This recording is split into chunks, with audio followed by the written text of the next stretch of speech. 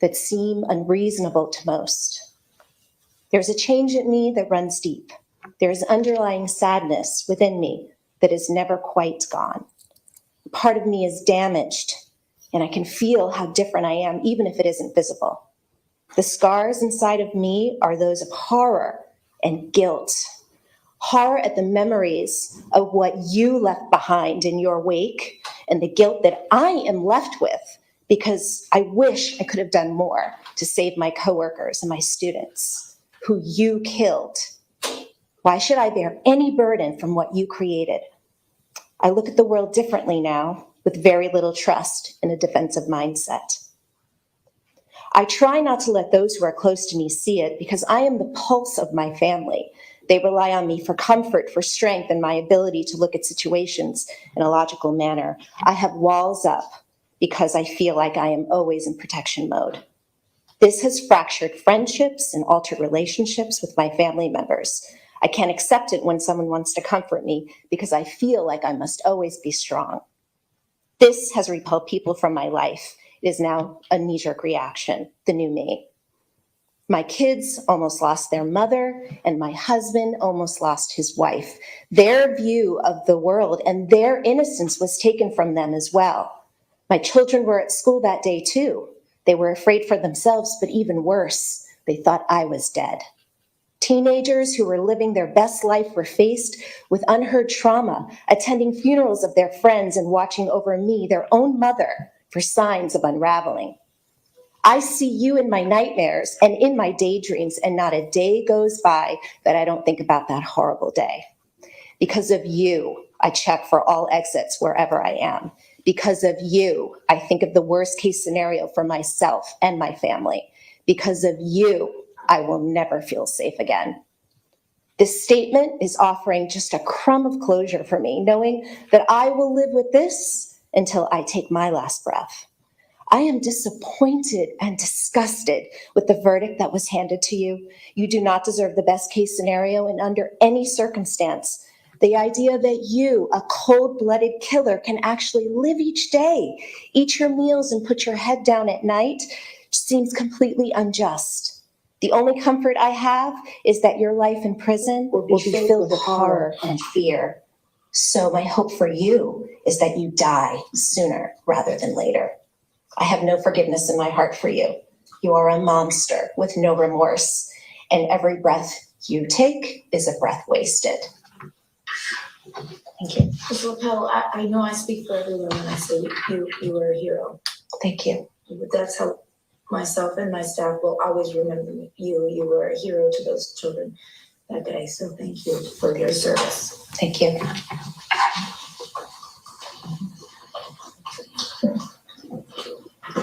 Bree and Eric Parkland.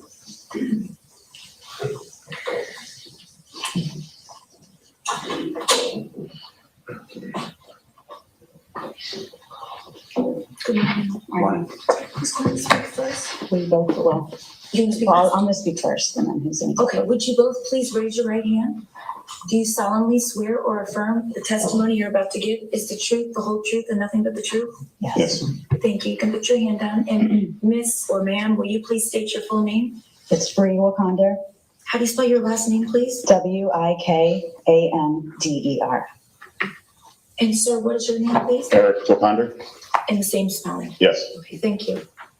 Ms. Wakander, on behalf of your son, Ben, do you have some words to say? Yes. Please go ahead.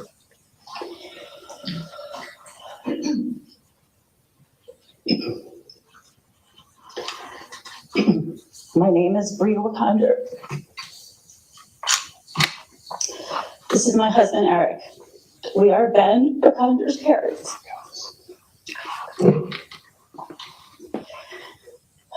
We are here today to speak on behalf of our son. The following is what he wants conveyed to the court.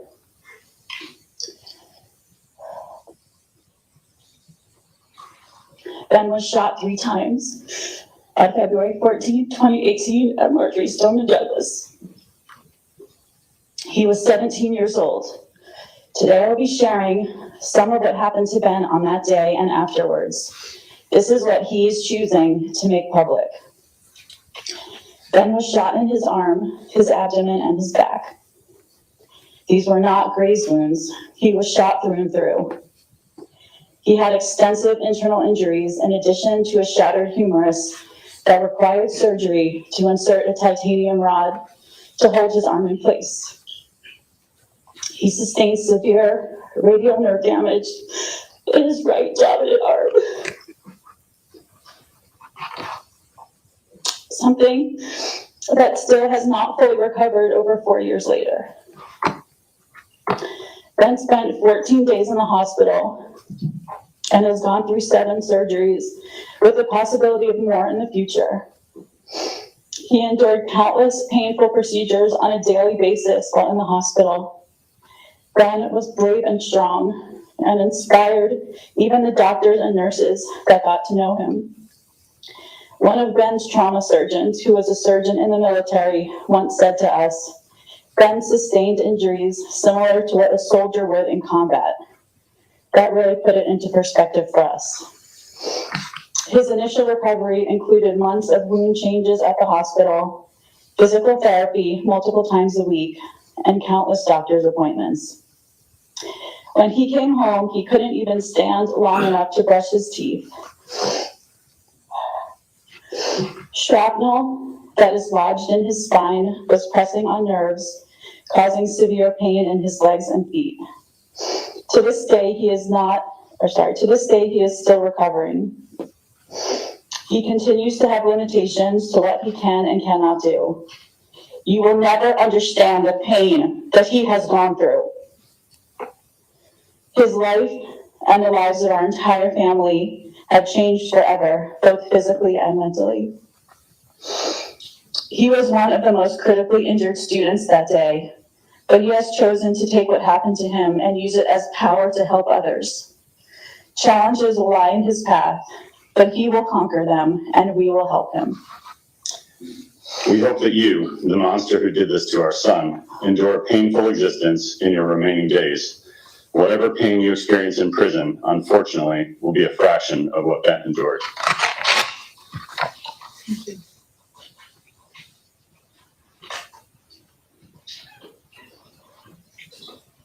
Nikki Alphabet.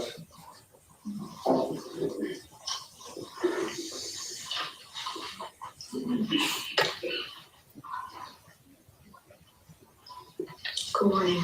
Morning. Please state your full name please state your full name for the record. Rebecca Harkeen, How do you spell your last name, please? Jarquin. Thank you. And do you have some words on behalf of your grandmother? I'm sorry. It's on behalf of Lisa Aladeff's grandmother, Vicki Aladeff. Yes, I'm sorry. It's okay. There are no words does not apply today, as I have many words that I choose to say. You made a decision, and I pray that you are tormented and tortured both physically and mentally because of it. How dare you use the excuse that you performed the unthinkable because you had a challenging upbringing. In your video, you demonstrated that you were in full control and quite calculative with what you intended to do. You carried it out and were quite coherent to request a sentencing trial by jury.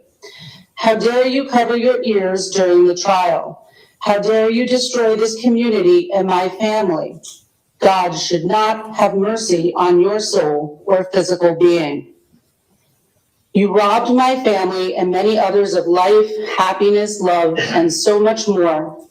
Alyssa was an innocent, charismatic, and empathetic young soul who was on a path to make a difference in this world. You destroyed that. You single-handedly robbed her of the right to live that you exercised by request of jury trial for sentencing. As a grandmother, you took away my pleasure of spending quality time with my granddaughter. I pass by stores she loved to shop in, and all I'm filled with is sadness. The love between a grandmother and grandchild is powerful, and you've single-handedly destroyed that. I'm tortured every day knowing that I won't receive a call saying, "Grandma, can you?" or "Grandma, I love you."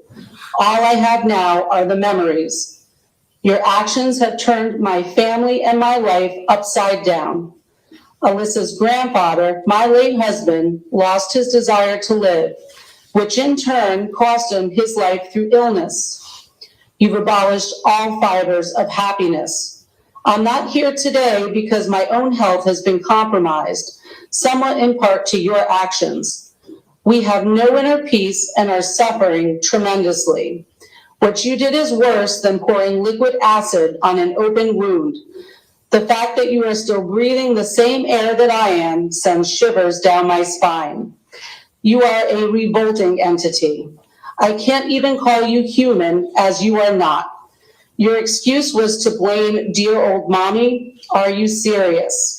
I hope you blame your dear old mom for the hell you're going to receive while in jail. The death penalty would have been a cakewalk compared to the demons you'll face going forward. I'm filled with many hateful and hurtful words, but alas, you're not worth any of them. You've not earned any mercy.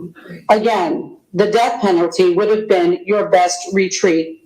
May every second of your rotten existence be faced with the images of each person you've slaughtered, along with each family member you've damaged. May our words haunt you like your actions haunt us.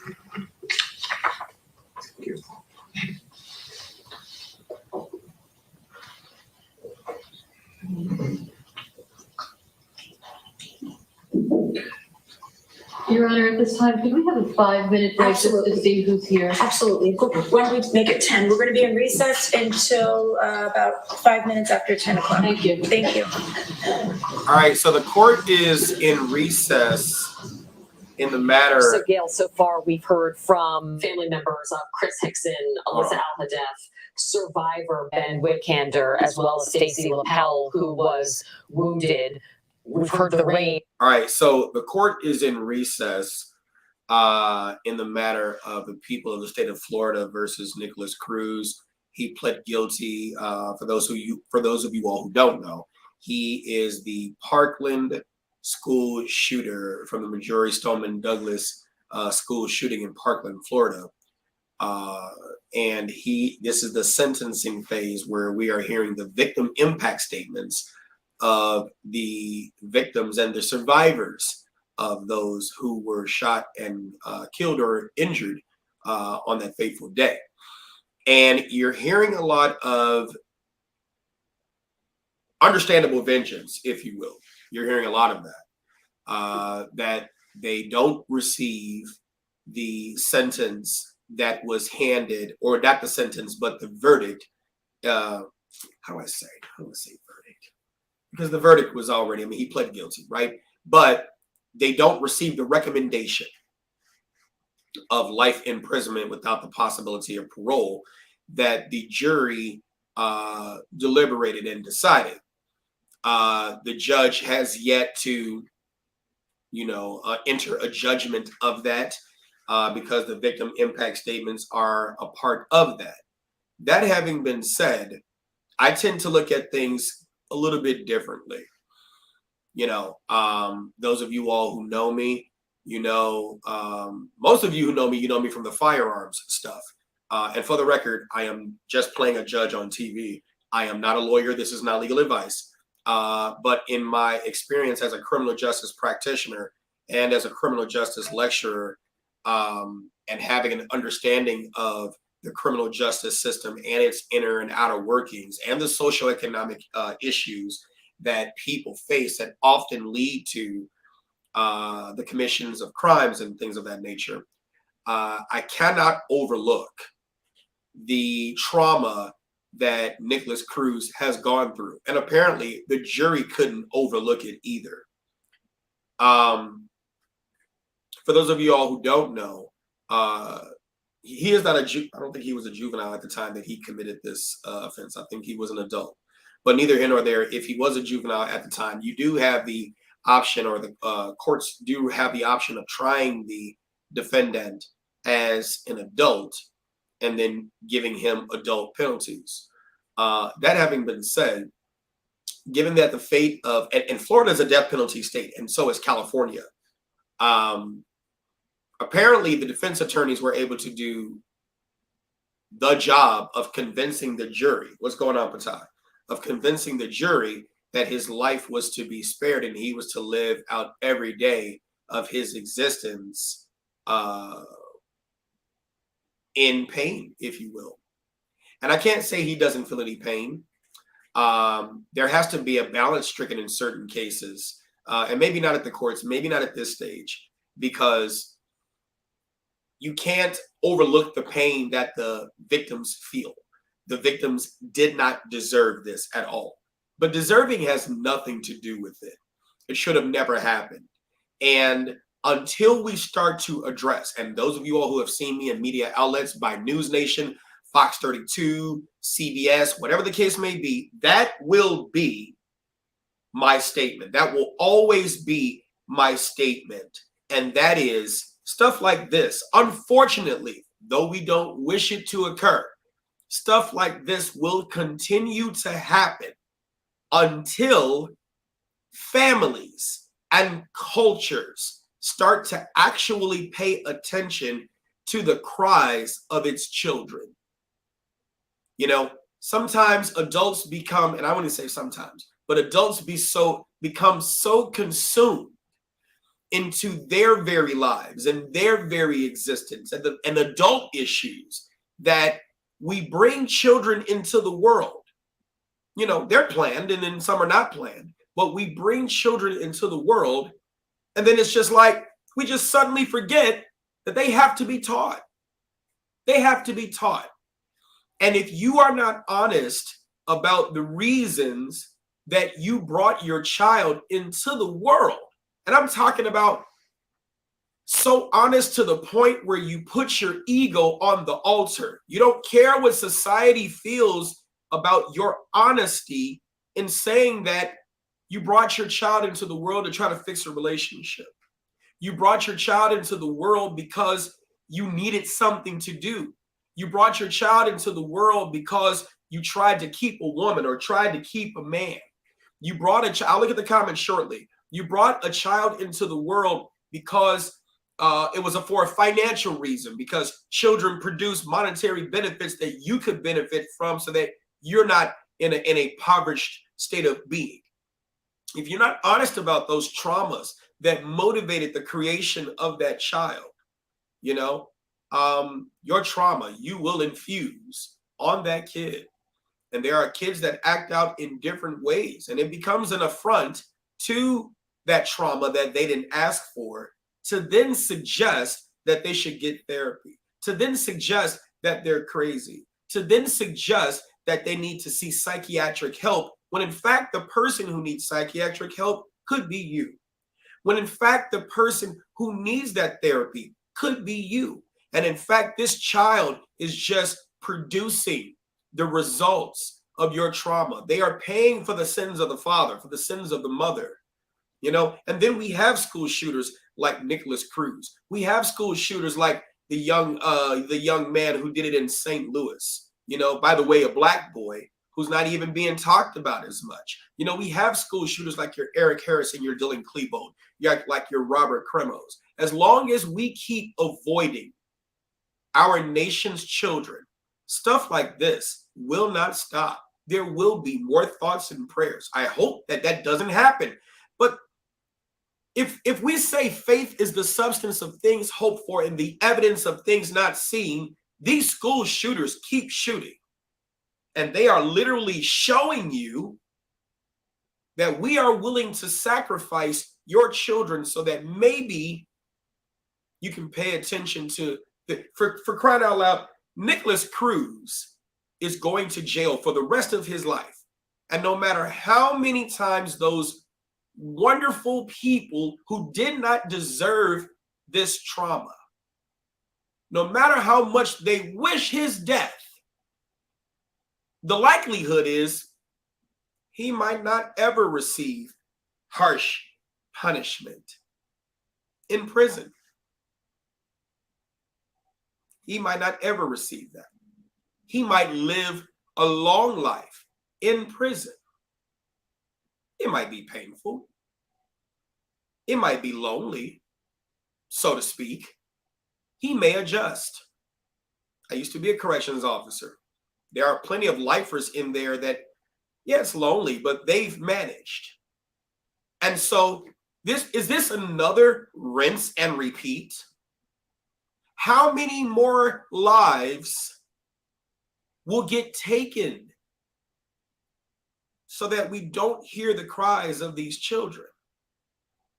And we're not at any way or in any shape or form on this channel excusing the actions of Nicholas Cruz, Eric Harris, Dylan Klebold, Robert Cremo, the young man in St. Louis who shot at those people in that school, or any school shooter. We're not excusing their behavior. But anybody who is for true justice, if you will, looks at it from all sides. And the road less traveled is to actually look at what were the biological, emotional, social, and cognitive forces that activated their disastrous behavior. There is a saying, and I'm going to read your comments shortly. There is a saying, it's an African proverb. People talk about it takes a village to raise a child. People say that all the time. But there's another statement too, and that is the child not embraced by the village will burn it to feel its warmth. How many times are we going to keep on ignoring children? How many times are you going to keep on ignoring your trauma, my trauma, our trauma? How many times are we going to keep on doing that? How many more thoughts and prayers? How many more political gun battles between the left and the right? Two-way advocates and Republicans and Democrats and the NRA and the how many times?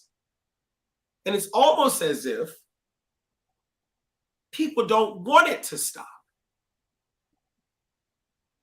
They don't want it to stop. They don't want it to stop because too many people benefit off of our children's trauma.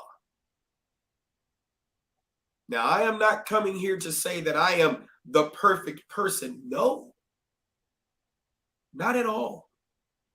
But at some point in time, we have to be responsible for the trauma that we have, that we visit upon these children who don't deserve it. They don't deserve our trauma. They don't deserve that. They deserve better. And you deserve better too. If you are a person who has gone through trauma or is going through trauma, I want you to type in the comments, I matter. If you really value this statement, type in the comments, I matter. Type in the comments, my children matter. See, that's part of the reason why you want to address your traumas, because somebody has told you all this time that you don't matter. That you don't matter, that your trauma doesn't matter. Suck it up. Everybody's got a story. Keep marching forward. No one cares. And that's part of the problem. That's part of the problem. Now, granted, the world does not owe you understanding at all.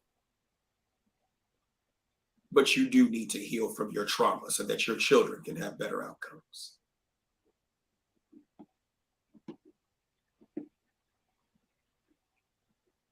And that's all that I'm saying on this. All right, let me read your comments. Hey, Shanice, what's going on? Yeah, radioactive Girl Scout. That is a definite saying. A child not embraced by the village will burn it to feel its warmth.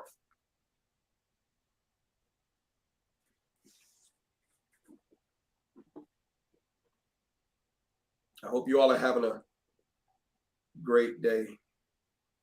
I'm just saying, you know, and it's like, look, Nicholas Cruz even said it himself that he is sparing the public. He pled guilty. I mean, the sentencing trial is something that has to happen. It's procedural. But just imagine if he stood on that podium and said, not guilty.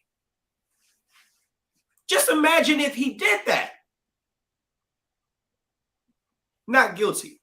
And then they had to go through voir dire, and they had to go through all these motions and all this other stuff just to arrive to the same verdict of guilt. He spared them that. I don't think at the time he did it, he wasn't sorry that he did it. But I do believe that there is just a slight amount of remorse. Maybe, and I could be wrong. Because of course you all, it's vengeance. You're going to take it out on me. Oh my God, Mike, I don't want to watch you. I don't want to follow you, whatever. What did I say when I did this channel? When I did this channel, Instructor Mike, I did this channel with me in mind, expressing what I think, sharing my thoughts and my experience about the criminal justice system to educate people. I didn't primarily do it with you in mind, but I have you in mind, and your thoughts and your opinions and your feelings matter, and I acknowledge them. But being the survivor of child abuse and being an advocate for children, I cannot ignore their cries. I cannot ignore that their statements and their feelings matter. I cannot ignore that. And I will not ignore that. For sure, he is going to prison for the rest of his life.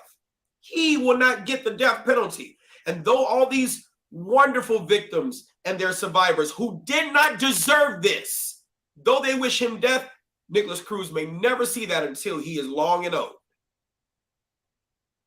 We're back on the record. Justice. Justice, Miss McNeil. Justice, Miss Curtis. Justice, Mrs. Shea. Justice. Leaving an open question, if this, the worst mass shooting to go to trial, does not deserve the death penalty, what does? To encounter people like you who diminishes the senseless and violent crime committed by this killer, justifying it by stating that he is mentally ill, broken, and brain damaged, showing more compassion, empathy,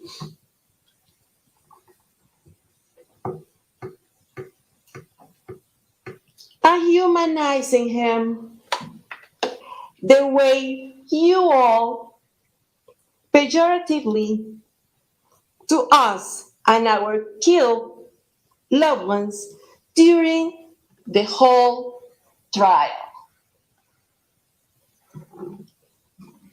where we patiently, hurtfully, and with composure, we, the families, we, the victims' friends, we, the injured, contain ourselves to voice our pain and outrage towards Can you hit the like button, please? all. Please, can you hit the like button? Thank you. Watching and listening day by day how embracing arms, note exchanges, signs of affection is like a sadist fetish towards the victimizer. And that is what's all made by each one of you. You were delightful to do that. Is that the jury? Shameful, despicable behavior by you people, stating loud and clear that killing is not an aggravating factor. So we attacking jury members now? Then what it is. That's a judge. We need more to hear from real, honest, and honest people. Mitigating factors did not exist. You understand that? You built it. Evil is in his system, meaning your system. Simple as that.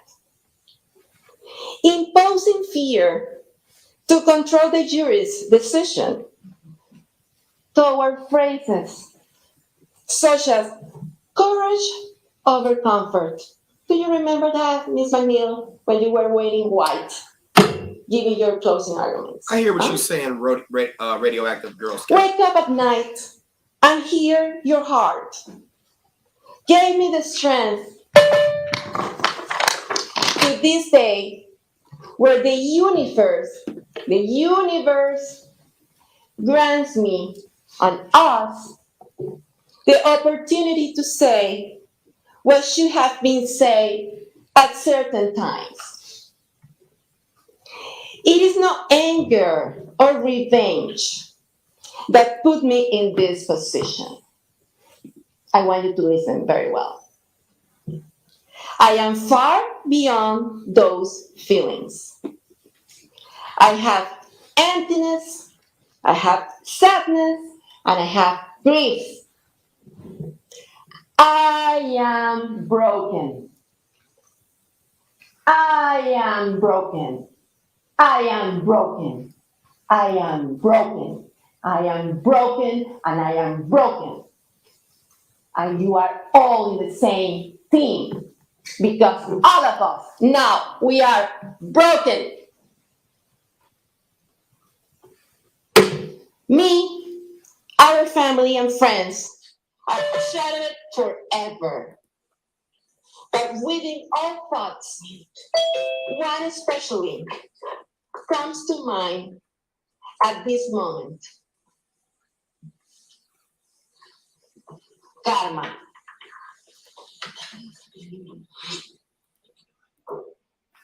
Karma.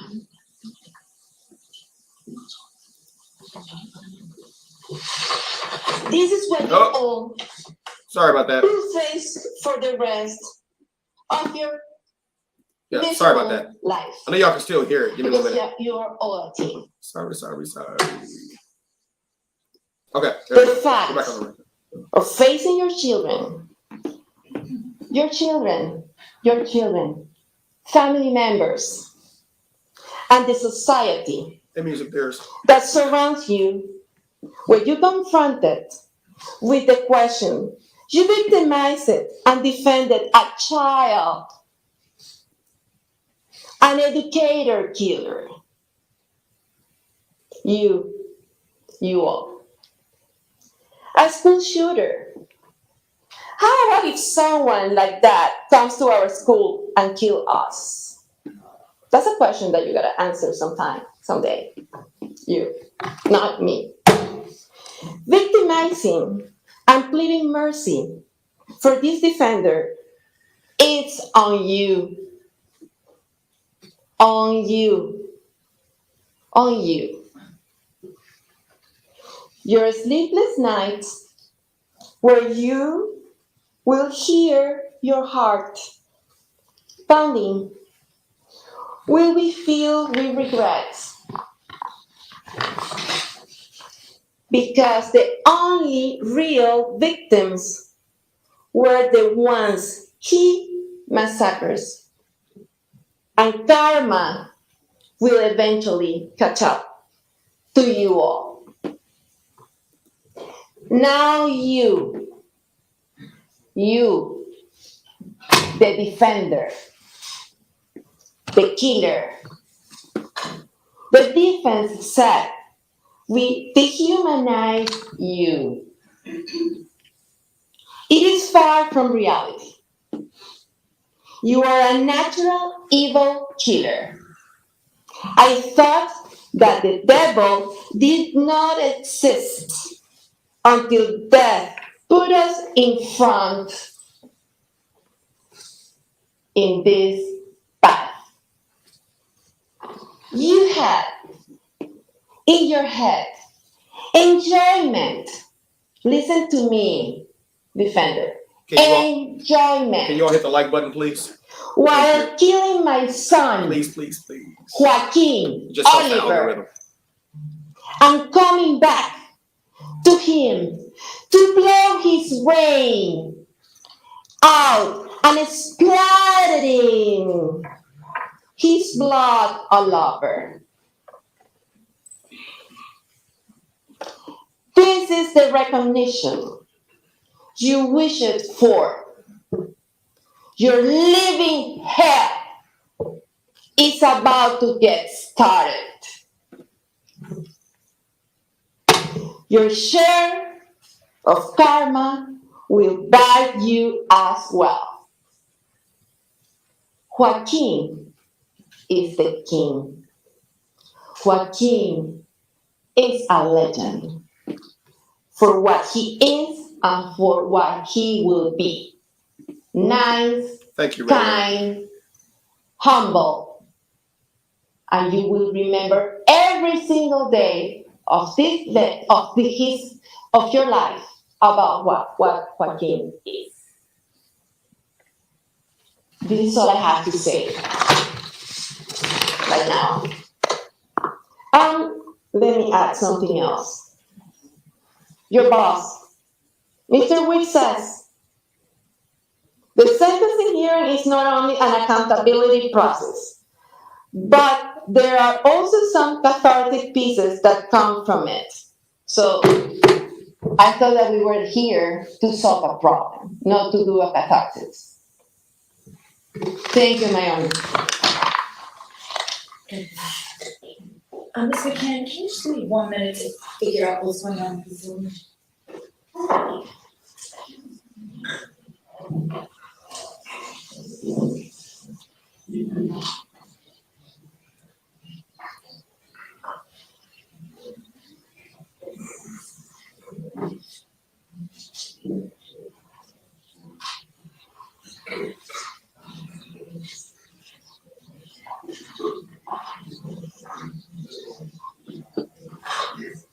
So my question is this: what are we doing to prevent the next school shooting? That's because we keep hurrahing for justice. So Gail, that was for the Patricia victims, but Oliver. which is She the true was justice? Outspoken. We of course expected this. She and Manuel, they have been advocates not only for their son's memory, but for gun laws, etc. But in this case, this is the first time, at least, that we've heard from family members this morning taking shots directly at the defense team.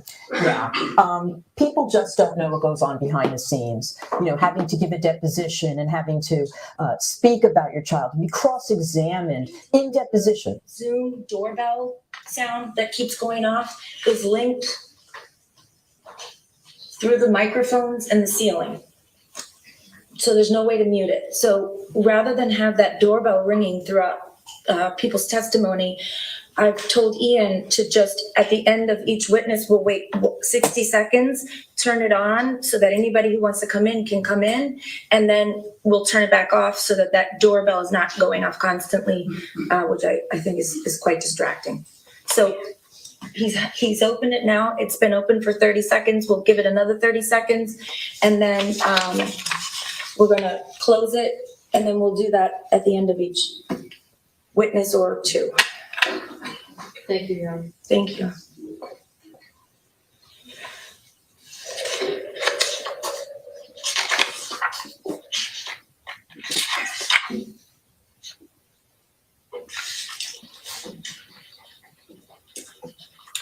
Well, radioactive Girl Scout, that's what I'm talking about.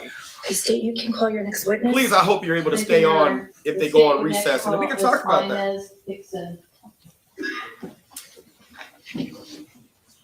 Shanice. She is, though, yes.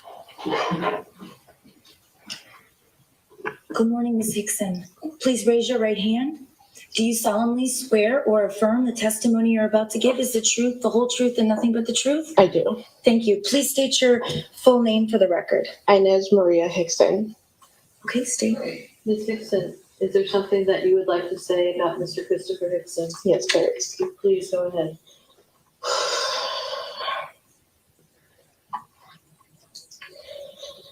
Okay. Sorry. I've waited 4 years, 8 months, and 18 days to come forward and finally address everything that's been churning inside of me for a long time now. And I'm sure every family member here feels the same.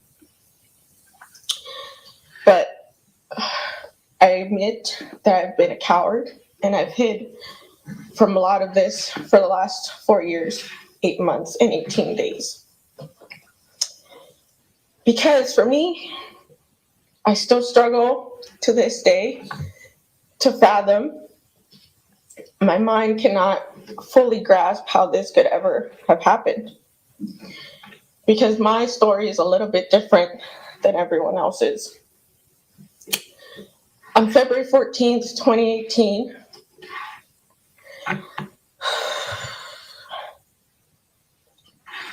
I was deployed on United States aircraft carrier off the coast of Iran.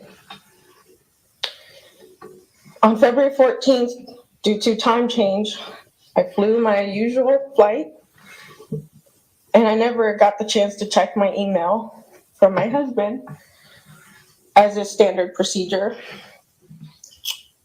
By the time February 15th came around,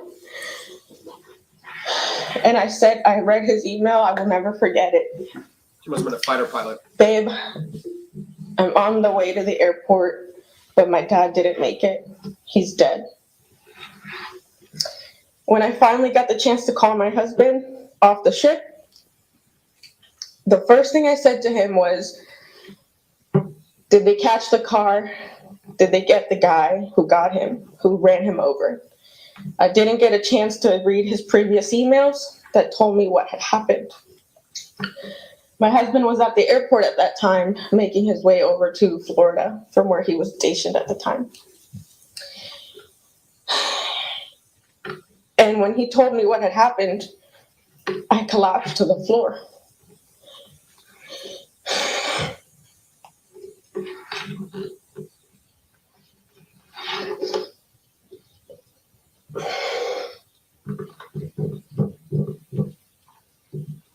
By the time I made it back to the United States, 4 days later, I entered my mother-in-law's house, and it's a scene I'll never be able to burn off my brain. That night, when I finally had a moment alone with my husband, and we had the chance to chat, there's another thing that I will never forget. And the thing that my husband said to me was, I just wish the killer had talked to my dad. I wish he had reached out to him because my dad would have shown him the love that he so desperately needed. Yes! My dad would have given him the guidance and support that every other person failed to give him. Yes! That's it! And that's exactly who Chris Hickson was. Beyond everything that everyone has said, he would have given the shirt off his back. I couldn't have been the real judge. I would have He lost was it. a courageous, loving, and wonderful man. And I never got the chance to tell him that.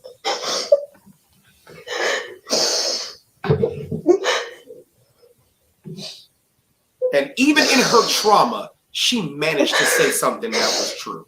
So I came up here today, not necessarily for me, but for Chris. And not just for Chris, but for all the other victims who deserve to know that they will be remembered. And that unfortunately, I'm not the only service member that has had to go through the loss and murder of a family member in recent years due to the plague like him that are becoming a cancer in our country. As a service member, I took an oath to defend the Constitution of the United States against all enemies, foreign and domestic. And to the defendant, that's exactly what I view you as, a domestic terrorist. And everyone that does these heinous acts like you, because again, as I said, as I stood and stared off the coast of Iran and defended everyone in this country through my service, I thought I was the one in danger, but it was my family being slain back home. I wish no peace for you. I wish nothing but pain. And I hope that every breath you take, you remember that that's a breath you stole. That's fair. That's very fair. You stole Chris from us, but we will honor his memory every single day. So in a sense, you also gave us at least that gift. There's a lot more I wish I could say, but I can't even look at you right now.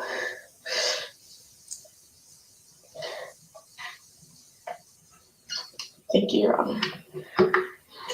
Don't ever think of yourself as a coward. Please, people handle things in different ways. You're a hero, and you have a beautiful family. You all have made such an impression on this court, and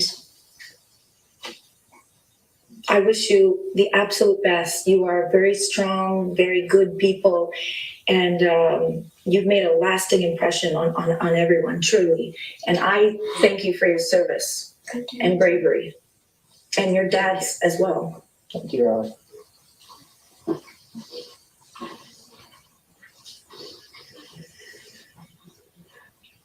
See, I don't think anyone's waiting, so if you want to go ahead and call your next witness. Miss Megan Petty? he deserves to suffer for what he did. But her victim impact statement, yeah. And Megan, please raise your right hand. Do you solemnly swear or affirm the testimony you're about to give is the truth, the whole truth, and nothing but the truth? Yes. Thank you. You can put your hand down. Please state your full name for the record. I'm Megan Kelly Petty. You're Alyssa's sister. Elena. Elena's sister. Okay. Good morning. Would you like to say something on behalf of your sister, Elena Petty? Yes, please. Please go ahead.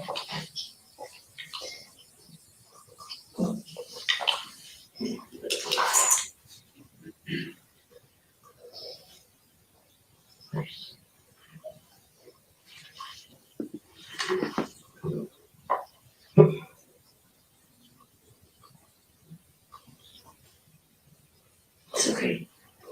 Take your time. Would you like to sit down? Could I have a moment and do this first? It's okay. Should we take a few minutes? Yes, please. Okay, we're gonna be in recess for 10 minutes. It's no problem. Thank you. So another 10-minute recess. That was Megan Petty. She's the sister of Elena Petty. So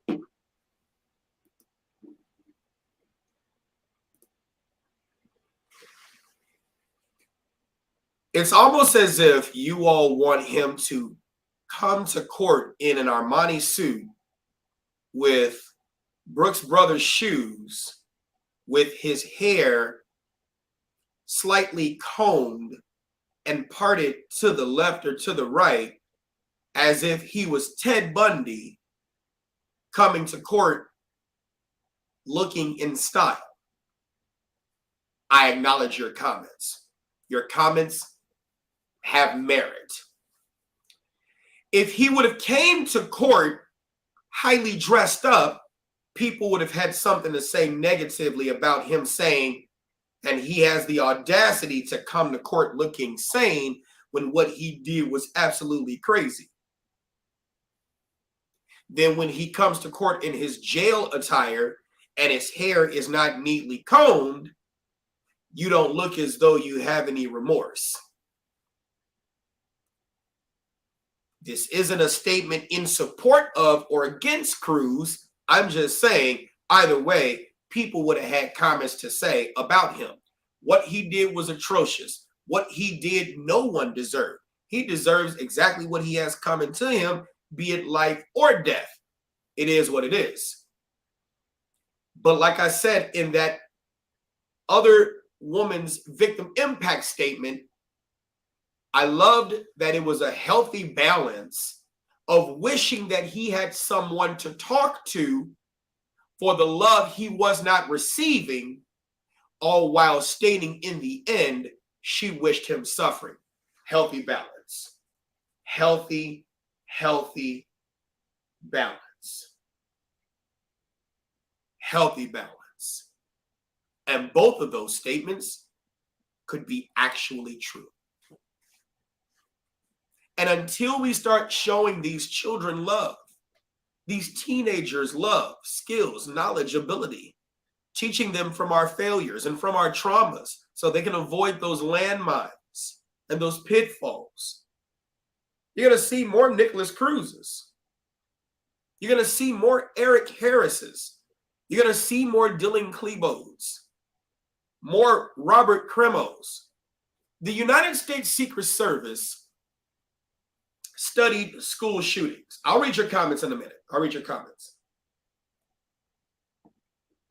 Here we go. Here's one.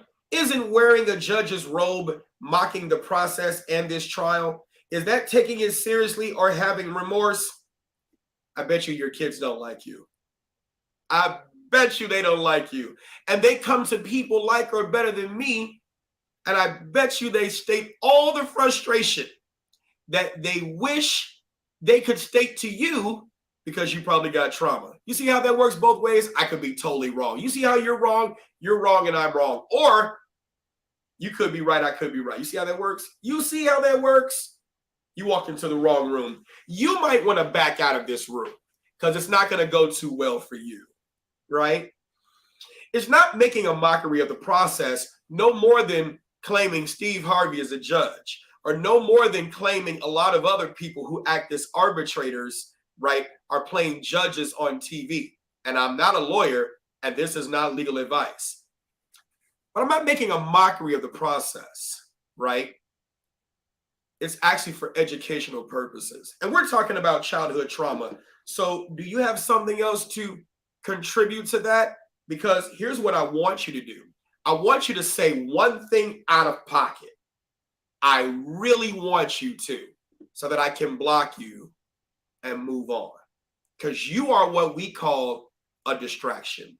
You're like that student who walks into the class thinking you know something and you hadn't even bothered to actually get the context to make your comment even more richer and understand what channel you've walked in on. And the funny thing is, I actually turned on subscribers only. So you subscribed to my channel just so you can make the comment, which meant you really felt furious about this. Instead of being on this channel and trying to provide commentary or solutions so that we can actually change the course of some of these school shootings, which is what this channel is about, but that's not what you're about. You're not about providing solutions. You're about providing distractions. And to think the hue of your face suggests that you are of a community like I am, where the heads of household claim success when the children do great, but don't take accountability for the failures of us killing us. And it's plenty more of our Black children killing other Black children than there are school shooters shooting up schools. And like I was saying before you walked into the room, the United States Secret Service put out a study. this thing called research. I don't know if you're aware of what that even is. Of 4 things that actually contribute to school shootings. Do you know what the number 1 thing was? It's not guns. The number 1 thing is childhood trauma. Childhood trauma. That's what they all got in common. 2, a recent trigger point or breaking point. Right? 3, research of other school shooters and what they have done, what worked, what didn't work. And 4, lastly, access to guns. Access to guns. And you see, ever since I've been going in on her, she ain't said not one thing. Because deep down inside, after this live stream is over, after this trial is over, you got to go back to your kids. We all got to go back to our children. And the child not embraced by the village will burn it to feel its warmth. The child not embraced by the village will burn it to feel its warmth. Need I even go to heyjackass.com, which is an actual website, and I look at the numbers of us killing us. Trauma. Trauma. Trauma. See, you said something, congrats. It's a degenerate. This guy is demolishing her ego, but the problem is you got to be willing to put your ego on the altar to be able to tell your children about the horrendous things and the plans you had for them because of your trauma, the things you did not teach them. You have to be willing to set your ego on the altar to teach them the lessons that can help them avoid the failures that they shouldn't have to even go through. And until you're willing to set your ego on the altar, until you're willing to set your ego on the altar to actually teach your children. We're not talking about you, congrats, it's a degenerate. But you said, what children? I'm 15. Why are you not in school? I'm not attacking you. I'm just asking a question because I value you. What time is it where you are? It's 9:40 here in Chicago. Why are you not in school? I hope you're not in school because of you being sick or something like that. Why are you not in school?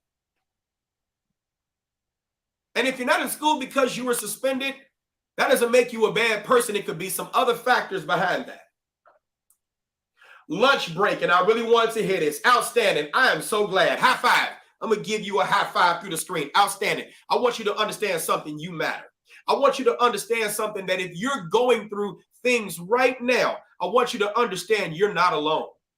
And I'm not saying you are or are not going through things, but I'm going to use this time to reach out to you, because there's a lot of people in your age group that feel they are not being heard. There are a lot of people, see, the one thing that people want to talk about is adults becoming workaholics, but the one thing that people don't want to talk about is the reason why some children are great in school. They're great in school because they need school, not the fact that they need to actually learn the material. Schoolaholic is just like workaholic. Hence the reason why there are some adults who enroll in college classes because they need something to do, because the home life is horrible. The home life sucks. The relationship sucks. And just like it's a workaholic, it's a schoolaholic too. And that is the same thing that exists not only in college, it also exists in grammar school. It also exists in high school. There are some inner city kids and rural kids who look forward to going to school because that's where they will get their meal, because they don't get it at home. They can't wait to speak to their teacher because they're not getting the kind of attention at home. And I want you to understand something. You matter. You matter. And there are 3 ways as an anger management specialist that I actually am. There are three things that people do when they end up in trauma or they're angry. They stuff it, they escalate it, and they manage it. Stuffing is the building up of that pressure when you don't want to talk or when you feel no one is listening to you. And then you even get the motivation to stop wanting to try to talk to other people. The escalating it is that recent trigger point that causes a person to say, that's it, everybody got to go. And then you manage it because anger is never going away. And the more trauma you have, the more healthy coping mechanisms you need. So while that other young lady, I forgot her name and it don't even matter.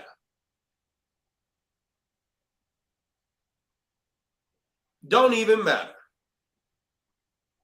But while she's trying to be a distraction, not on this channel, we're back on the record.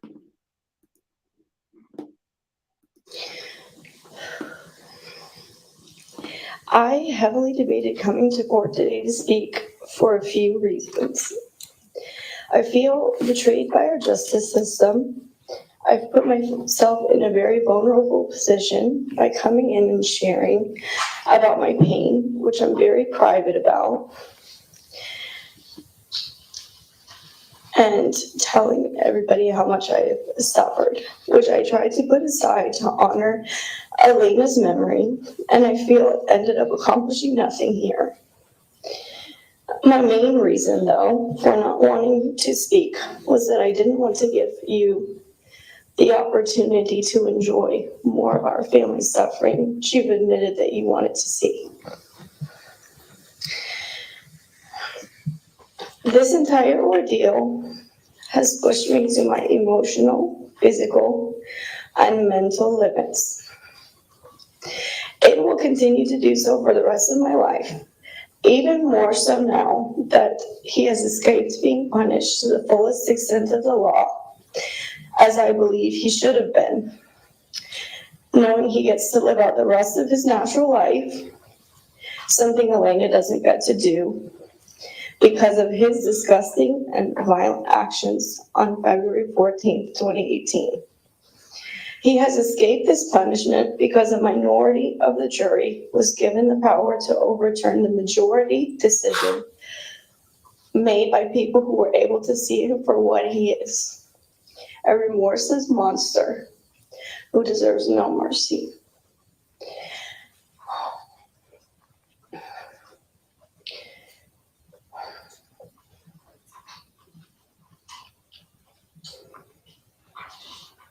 He has admitted to knowing what he did and described it in horrific detail.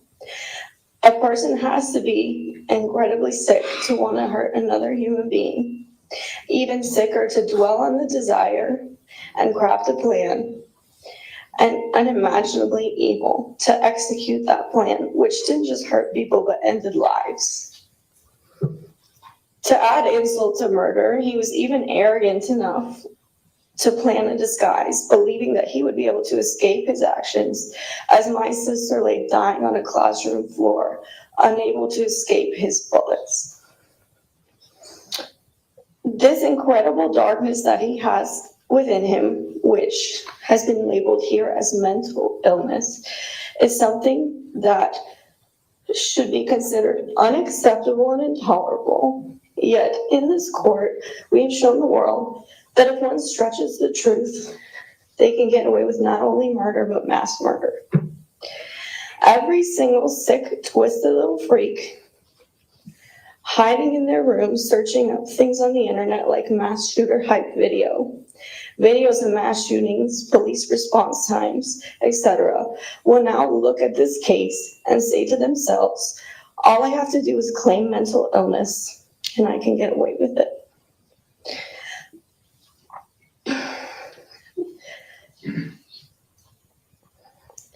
An incredibly dangerous and ridiculous precedent that has been set here will affect the lives of children across the nation. The defendant and I are the same age. And I can say for a fact that at the time he murdered Elena, he was old enough and mentally aware enough to understand the permanence of death, what that meant. He understood how much it hurt from his own personal experiences. And he fully understood what the consequences would be for murdering someone, yet he chose to do it anyway. I could sit here and complain, as he has, that I've had a hard life. I was bullied in school. I've lost 15 family members and loved ones since I turned 9 to sickness, suicide, accident, and now murder. Her family Not probably got once trauma have too. I ever turned to hurting others as a solution to make me feel better, because I'm not a coward and I'm not weak. However, after witnessing these proceedings, it appears to me that we coddle, protect, and even reward weakness and evil in a person. Life. I have tried to turn the other cheek so many times and stay strong throughout Elena's murder and everything related to this case afterwards, so much so that I feel that my cheeks are bleeding. But I'm still here trying to do the right thing and stick up for her memory. I have relived Elena's murder in this courtroom. No one that's up here right now can imagine what it's like to have a little sister murdered. And you cannot begin to understand the depth of pain that it is to relive it in a very public setting, surrounded by strangers.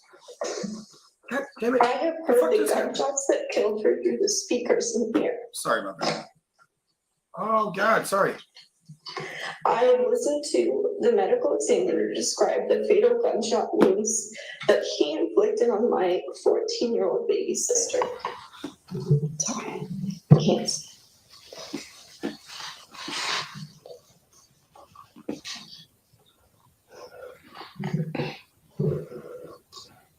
I gave a victim impact statement earlier in this trial in an attempt to follow the law and represent my sister's memory, all that's left of her, only to be met with myself, my family, and 16 other families of the defendant's murder victims being accused of only trying to You want to come up, sir? attend looking for revenge. Not once have I petitioned the court to allow me to kill him myself. We are all here to seek justice. I am painfully aware that sentencing him to death will not bring her back, and I am the only one in this half of the room that has to go home and live with that forever. Oh, okay, never mind. You're good. But what we've been told here is that 17 lives are worth nothing if you can make enough excuses for your actions. He has gotten everything he's wanted in this case, save 3 more victims, because as he stated, his goal was to take the lives of 20 innocent people. And we are left with nothing and a slap in the face to top it off. Elena was unable to protect herself from his bullets in that classroom, and this court has failed to protect her posthumous rights, her memory, and her family. I believe that who you are as a human being is, 1, how you treat other people. He showed no kindness, no mercy, no remorse while murdering Elena. He shot 139 rounds of ammunition in that building. He had 138 opportunities after his first bullet to stop. He could have stopped after the first classroom, after the first magazine, after the first floor, but he chose to keep firing, to climb multiple staircases, and to continue his rampage because he was enjoying hurting other defenseless and frightened human beings. He shot Elena through the heart. Why? Because she didn't pick a good enough hiding spot? Because she wasn't able to escape his line of fire fast enough in a moment of intense fear? He shot her multiple times, as he did every other victim, to make sure that she was dead. That is how he treats other people. Hey, Tangela. Another thing that shows who you are as a human being is your actions when you are struggling. I understand that he believes his life has been hard, I don't think a single person in this courtroom today can say they have had an easy life, yet the rest of us keep trying to do our best, and he believes that he is above that charge.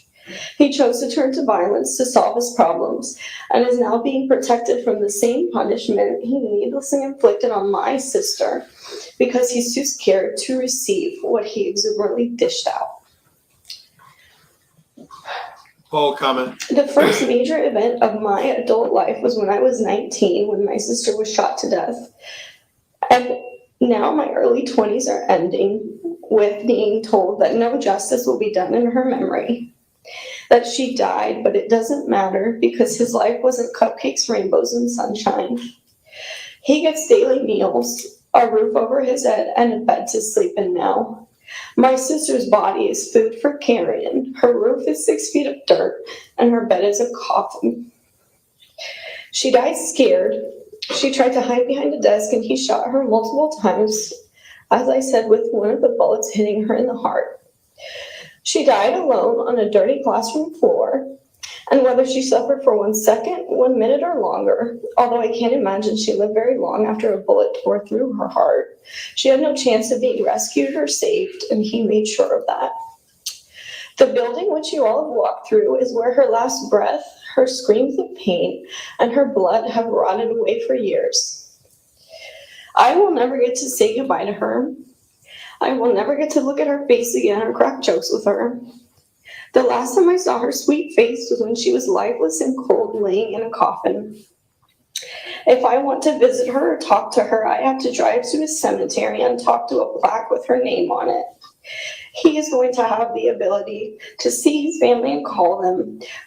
I get to spend the first half of every visit I make to her grave for the rest of my life trying to avoid thinking about how her body is beneath my feet.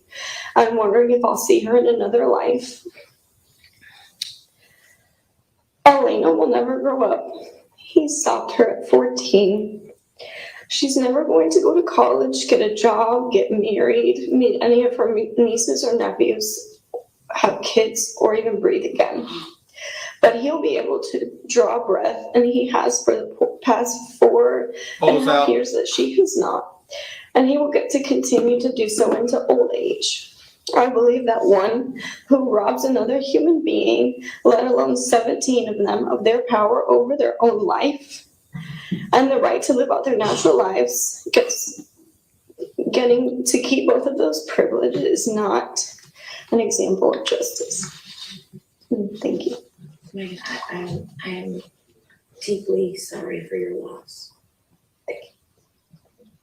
Thank you for being here. Thank you, Ms. Petty.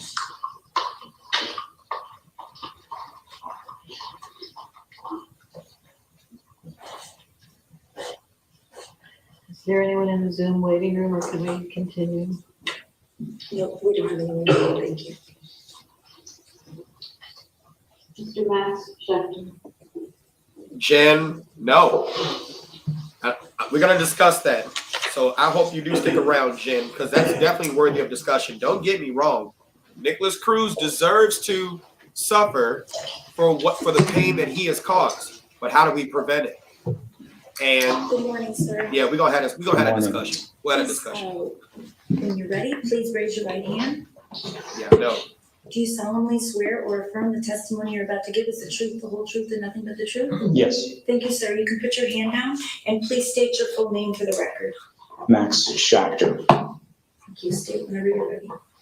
Mr. Schechter, would you like to say something on behalf of your son Alex today? Yes. Please go ahead. I got a feeling this is about to go down. Thank you for your kindness to our families. And thank you for taking this trial so seriously. There's nothing more important to my family than receiving justice for Alex. I'd like to start about with the victim impact statement that Karen and I gave earlier. It was really difficult. My wife and I tried to verbalize the pain that we feel every day, knowing that Alex is never coming home, and he was taken from us in such a horrible, horrible manner. The other very upsetting part of the victim impact statement was the restrictions that were placed on our statement. We were prohibited from talking about the murderer, the crime and the punishment that he deserves. We wanted that creature to receive.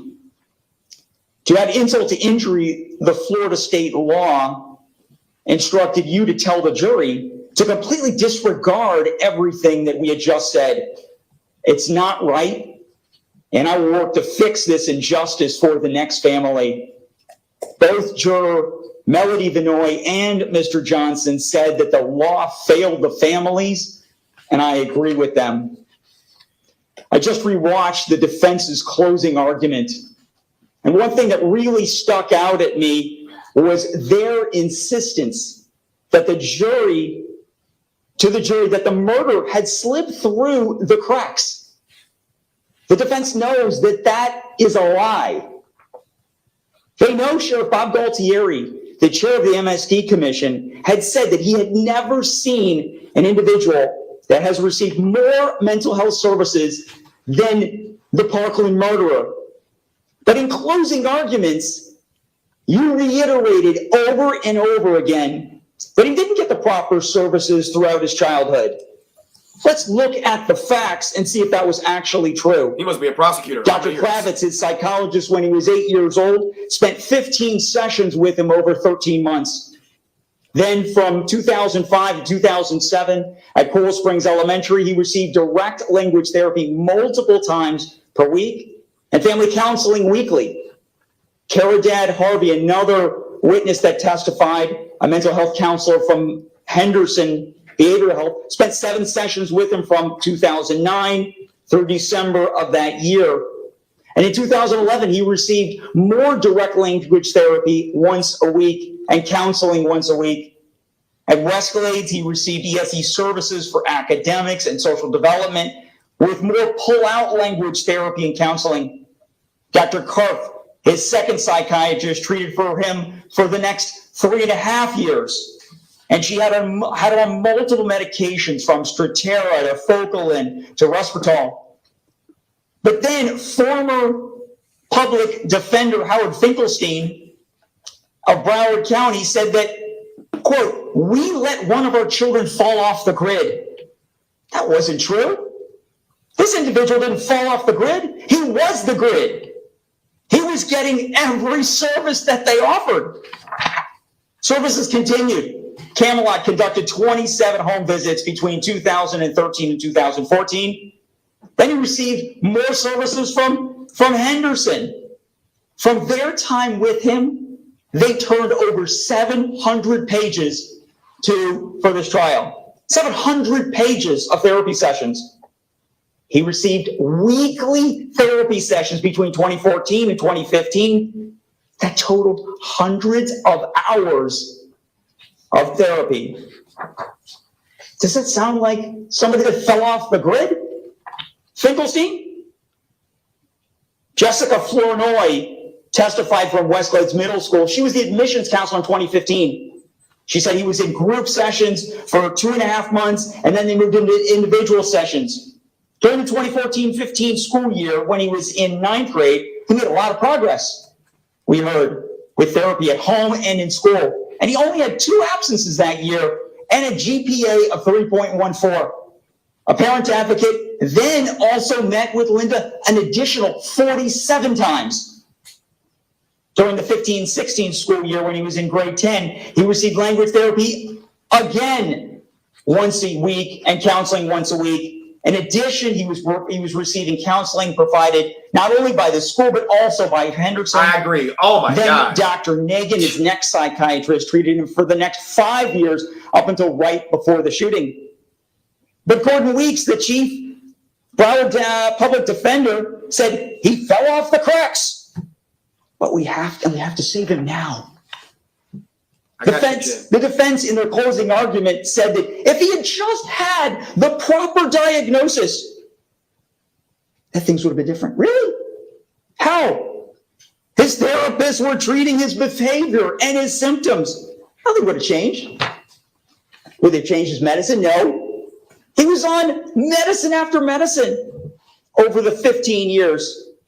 He's on medicine now, and he still wants to kill.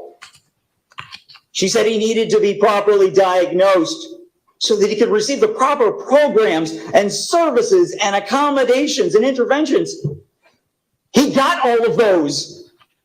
Altogether, he had well over 200 individual sessions with mental health professionals. Does that sound like somebody that fell off the grid?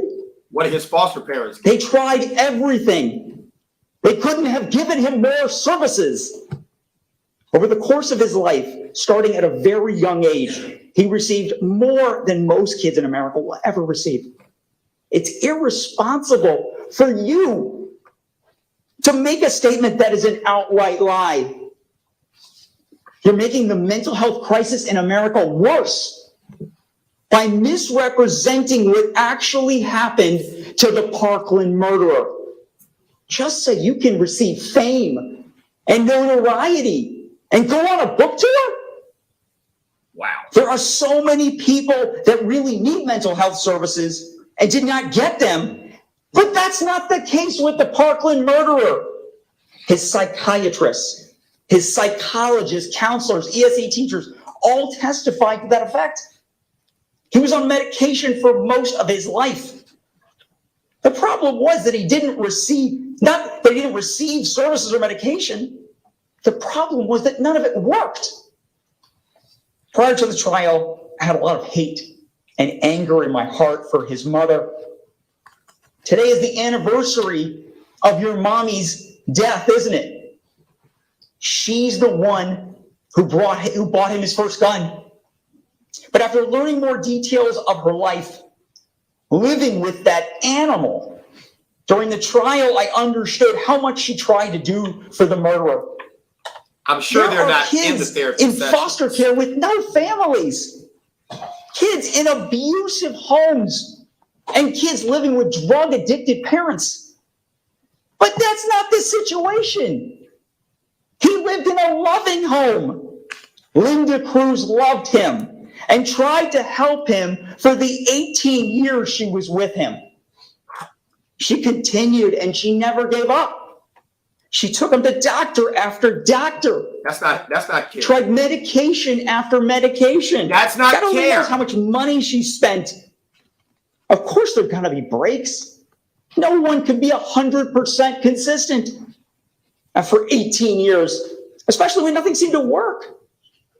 Dealing with those two monsters, I'm sure it was emotionally and physically exhausting. But she was pretty consistent between the ages of 3 and 18. When some things aren't working, you stop for a while. And she did, but then she went right back. And she continued all the way up through her death. She never gave up on him. You said that the Camelot counselor...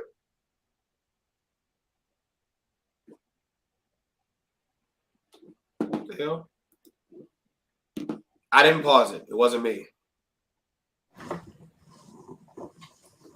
Okay, there is a glitch in the audio and the video. We promise we will bring it back as soon as it is back. Sometimes this happens in live So you just gonna television keep and in on live calling? streaming, of course. But Leave a that is message. Max Schachter, dad of If I didn't Alex answer the phone, you don't call 1,000 no times. doubt sort of taking leave a message. shots not only at the defendant, but Jesus Christ. he said, listen, he didn't slip through the cracks. Yeah. Nothing worked. He makes the point. The point is, evil is evil, and medication doesn't help evil. You all saying you have yet to He see says Cruz he's been blink. The medicated his camera's whole not life. 100% on him. He remained bad. He remained incorrigible. Medication wasn't going to help him. It's not a mental illness. It's innate evil. And he actually said, too, that this defense actually hurt. He said it's frozen people who everywhere? really Okay. are truly No, suffering I from really mental wanted to hear illness, what he who had to need say. Let help, me who mute need this. services, not getting them. He said in this case, the Parkland shooter had every opportunity to get mental health services. He did. It just didn't work. And as you're joining us live, we do. So I'm going to sit there and I'm going to comment because I'm not here to broadcast their show, so to speak. But do you see? Right. You said it can take decades to properly treat someone. Sometimes nothing works. But I will sit there and say this. If you notice, he had a pretty detailed list of the treatment he received. Obviously, he did some research. Ask a parent to produce their records of what they've done to treat their child. Ask them to produce. Ask a teacher in school who says your child is not performing. Ask them to produce the records. I guarantee you that teacher got it. I guarantee you that doctor got it. I guarantee you that therapist got it. I guarantee you that even me as an anger management specialist, I have to keep records of what treatments or what things I give to the clients that come into my place who I do anger management education on. I got to keep records, right? Anybody who I teach, I got to keep records, right? Anybody who I provide a service, I got to keep records. Where are the parents, right? Notice, parents are given the benefit of the doubt that they are doing their job. They are held accountable to no one. They are beholden to no one. It is automatically assumed that parents, birth, foster, or adoptive, or otherwise, are automatically doing their job. I tend to disagree, having been in these homes. I tend to disagree, having seen the results of parenting in situations like this. So what I'm saying is this. All I heard was the mental health services that he had undergone. What if the issue wasn't mental health? We're back on the record.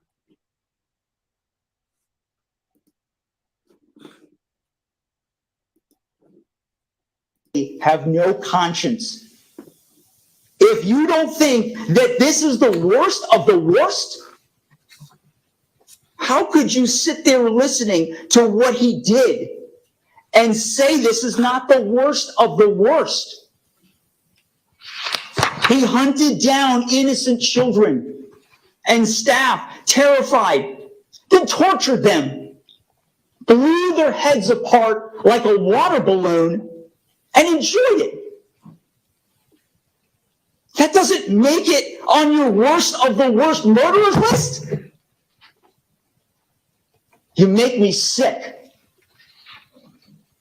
Another person the defense brought up many times to get the jury to vote for life in prison is Scarlett Lewis, the mother of Sandy Hook victim Jesse Lewis. The defense mentioned several people who supposedly love him, one that wanted to make money off of him through producing a movie about his life, and the other wanted to make money by selling her social emotional learning product. During the trial, we learned that Scarlett Lewis calls the murderer and tells him that she loves him. I hope she knows that after she hangs up that phone, he's laughing at her.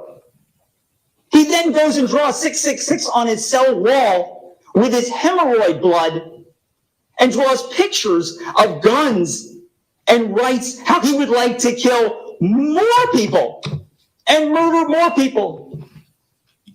Her naivete shows that she is a fool. So we're just going to She should know better after her son was murdered in Sandy Hook. I'm sure she's not watched the trial. But if she did, she would know that his mother loved him very much. He didn't have an abusive home life. There are children out there being tortured and raped and don't receive any love. But this was not the case. The Parkland murderer did have love in his life. How does He even had a girlfriend. That doesn't mean he had love. But you can't fix evil. It is such a disservice to people that are struggling with mental illness to use that as a mitigator for what he did. There's so many people in this country that suffer from mental illness. They're not going out torturing and murdering people. This is the You mentioned he's got brain damage? Really? Where's his brain damage? In what area? To say that is insulting to people that really suffer from brain damage. Victim impact. He walks. He talks. He can converse. He can hold a job. He's a better shot than most people. There's no brain damage here. And it's insulting to people that truly have it. He did it all. He held a job all by himself. This murder was well thought out, researched, planned, premeditated. He knew exactly what he was doing. He did. Was wrong. He did. He got enjoyment out of it. Probably And did. watching people suffer. He studied doing this for years, even long before she passed away. He wanted to do this. He wanted to kill people. This was an act of pure evil. Society tried for almost 2 decades to try to rehabilitate him. He had more mental health treatment than anyone. Henderson was at his house for hours a day. Hours a day. But he fell off the grid, right? They tried to get him off his pathway to violence, but nobody was successful. This wasn't somebody that fell through the cracks and you know it, or got lost in the system. They tried, but they could not change his determination to inflict pain upon everything that they touched, whether it was animals or human. He is a sociopath that does not deserve to live amongst us. This creature, that creature, has no redeemable value. And the other prisoners that you will encounter in your new life will inflict that pain upon you, hopefully 17 times over again, until you're screaming for mercy, just like your victims. You mentioned that life in prison is punishment for him. He wanted life in prison from the beginning. How's that punishment? He's been fighting the prosecution and the families for the last 5 years because he doesn't want to die. He's scared to die. He had a well-thought-out strategy to wear his school ROTC shirt that day so he could escape with the rest of the kids running for their lives. Punishment is something the individual doesn't want. In prison, he gets to receive phone calls, boxes of fan mail. He gets to fall in love and get married. He gets a tablet to email and text people. He gets to receive visitors. He gets to watch TV, read books, draw, and write about killing again, and even get a college degree. How is that punishment? He has never had anyone punish him before. He received 77 disciplinary referrals just in middle school alone because he was a menace in the classroom and never had any consequences. How is giving him what he wants again punishment? I got a feeling this guy's a prosecutor. It's not. I got a feeling he's a prosecutor. It's ironic that the anniversary of your mother's death is the same day as my birthday. Today's my birthday. Just know, I want you to know, that every November 1st, I will be celebrating my birthday while you are in prison. And every November 1st, I will be blowing out my birthday candles. And you know what my wish will be? That you suffer a painful, violent death. Thank you, Judge. Mr. Schechter. Why didn't the judge call him a hero? Why didn't the judge call him a hero like she gave? In the waiting room. You can go ahead and continue. Thank you, Your Honor. The state would call Mrs. Ann Ramsey. I didn't end yeah, I'll ask that question in a minute. I didn't end this poll. Maybe the stream. Excuse me, Your Honor, I was told that she was here. That's okay. Let me check that. Hold on. Let me. Chat was going fast.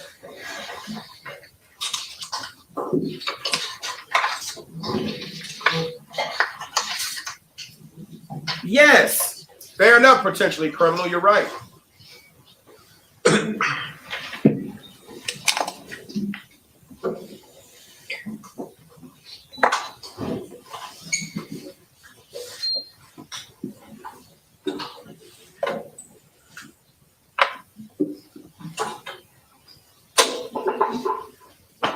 May I cross the bar? Sure. Thank you.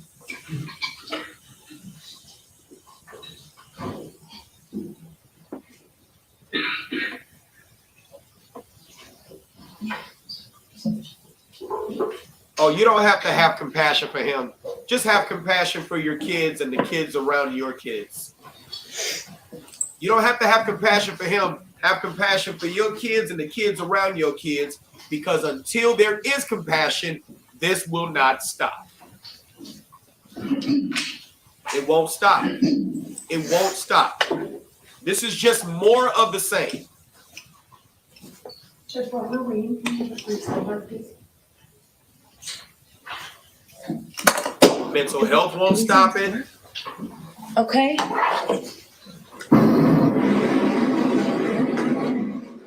This must be a Zoom. So it sounds like there is a brief sidebar right now. We think that we're going to hear from Ann Ramsey, who's the mom of Helena Ramsey. At least she's the next person up to speak. But Gail, we just heard from Max Schachter, Alexis Schachter's dad, who is in the courtroom with his wife, surrounded by some of the other victims' families. Boy, he was pretty strong, wasn't he? Powerful. Just knocked it out of the park, as they say. Not one thing that he said was not heartfelt, not well-spoken, well thought, and he made every single point in the most effective way. He basically said that this shooter got the help he needed. He did not get the punishment that he deserved. And he said that, the irony, of course, whether you want to call it irony or coincidence or whatever, today is his birthday. Today is the date that the defendant's mother died. And so he wanted to sort of draw that comparison. Listen, every year I'm going to be blowing out my candles. I'm alive. I've got my family. And you're going to be in jail without anything. Yeah, but I still think he brought out the real thing that people don't think about, because when people say to me, well, what's the difference between the death penalty and life in prison? That's the difference. In general population, he said it out strong. Girlfriends, fan mail, visits, gets married, gets a conjugal visit. All of the things that you can do when you're in general population, which is you live life, and they live till very, very All right, Ms. McNeil, you may continue. I just looked on his website. I got something to say to the next time. To when we're not in recess to make an objection? When we're in recess to make an objection? I can do it now, Judge. With all due respect to the victims' families and their proceedings, Marcy's law, the defense team in this case followed and maintained their constitutional duty, the Sixth Amendment right to provide effective representation to Mr. Cruz. This is a constitutional right that is afforded to every criminal defendant in the system. The court is aware, and so is the state, of Marcy's law and the victims' rights that are afforded in the United States Constitution as well as the Florida Constitution. That does not include personally attacking defense counsel and our children. I agree. The defense reached out to the state, Mrs. McNeil specifically, in anticipation that something like this might happen. I understand that the victims' families are entitled to feel however they want to feel and are allowed to say whatever it is they want to say. But in the court of law, it is the court's responsibility to maintain the administration of justice. I agree. And you know the parameters of a sentencing hearing. The state knows the parameters of a sentencing hearing. Because he was I attacking. have spoken in email to Mrs. McCann. Mr. Weeks has spoken to the Chief Judge Tudor. And we have also spoken to Mr. Pryor in an effort to prevent this from happening. I did my job and every member of this team did their job, Judge. And we should not personally be attacked for that, nor should our children. And I'm asking this court, as the administrator of justice, please ask the victims' families like I asked the state attorney's office to do. They know that this is improper. They know this. They know that attacking defense counsel, attacking the judicial system, and attacking the jurors is not permissible. And it sends a message to this community that if you sit as a juror and the verdict you're not in agreement with, that you will be chastised and you will be degraded. Our system of justice is designed the way that it was administered in this courtroom. If he would have gotten death, we would not have said one single word about that, and we would respect the jury's verdict. This is our system of government, Judge, and Your Honor should be maintaining the decorum in this courtroom to prevent these families from attacking our children and from attacking us personally, when all we were appointed on this. Okay, your objection is noted. State, you want to? Before we call our next witness, I would like to put something on the record, if I may be allowed, Your Honor. Okay. And it is important. The defendant has taken the lives of these people's family members, their children, their husbands, their sons. And now the defense attorneys want to take the voice of the survivors, the victims, and curtail their rights under Florida law, specifically 941.143. The Florida Constitution, Section 16B, Article 1, which gives victims a right, Your Honor, to express themselves and be heard. They're also trying to curtail the victim's rights to speak under Chapter 960. That's not true at all. And Ms. McNeil is right. She did reach out to me, and she did ask that we ask the victims not to speak about the verdict, about the case, but under 941.143, each and every one of these victims here today was apprised under the law by our office, which we had a duty to do, that statements, whether oral or written, shall relate to the facts of the case and the extent of any harm, including social, psychological, or physical harm, financial losses, losses of earnings directly or indirectly from the crime for which the defendant is being sentenced, and any matter relevant to an appropriate disposition and sentence. Correct. Not attacking their What families these victims or are here them. to talk about today, Your Honor, Not is the an same thing. appropriate disposition and sentence. The defense cannot try and impose prior restraint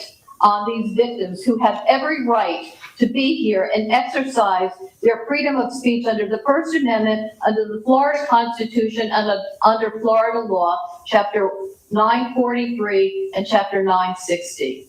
And these victims have every right to express themselves. They were muzzled, they were curtailed under victim impact because they knew the instructions and they followed them to a T. And the defense knows that the state worked with the defense to make sure that everything on victim impact was admissible. There were no objections, and the record will bear that out. And Ms. McNeil knows that she and I met to make sure that victim impact was absolutely perfect under the law. And these victims now have a chance and a right to come in here and say what they're allowed to say and what they're legally allowed to say. What the defense is doing is illegal to try and curtail these victims' rights under the law, and it's unconscionable. These victims have a right to express themselves. I have not gone over what their statements are because under the law, under Chapter 960, they don't have to tell me what they're going to say. They can ask me if they need guidance, and I will provide it to them. But they have a right to address this court. Thank you, Your Honor. Great. State, you can go ahead and call your next witness. I just need to say. No, she has something to say on the record. Curtail the limits of the sentencing proceeding or the rights that the victims' families have. We are not trying to do that. Right. The state attorney's office knows that what is happening here is beyond what this victim's families. The last one was Radioactive Girl. The last statement, Max Schreider, he was. You can attack him and say whatever you want, but Your Honor knows that what is happening here is not permissible. Ms. McNeil, stop suggesting that I know that something is impermissible and that I am allowing it to happen. You're finished. I've heard your objection. It's noted. State, go ahead and call Ms. Ramsey.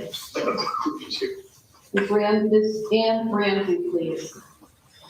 At least they put it on the record. He's already got life, so I don't think it's going to be any, I mean, it's going to be an appeal, but Right, well, that actually, I don't see it being appealed. That's what they wanted was life, so. Good morning, ma'am. Good morning. Good morning.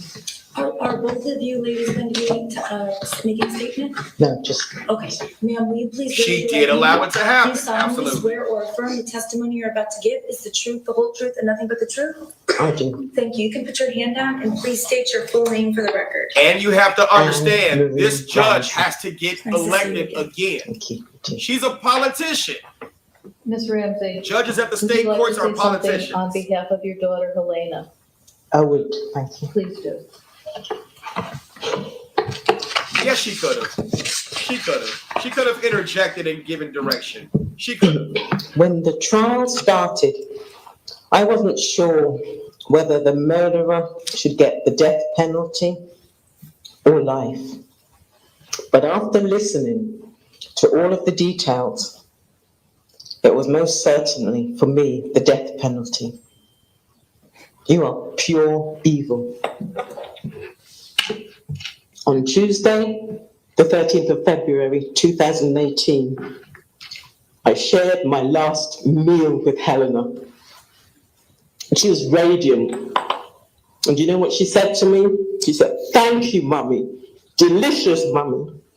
Thank you. Thank you." Her praise was superfluous. It was as though it was a lifetime of thank yous that she was saying to me that evening. And yes, dinner was exceptionally good. It was really good. So I can only say thank you to God above, because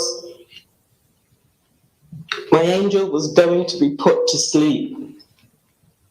That's all I can say. Helena was part of the First Priority Club at Douglas. So she was a lovely girl. She was an angel to me. How many children say thank you these days to their parents?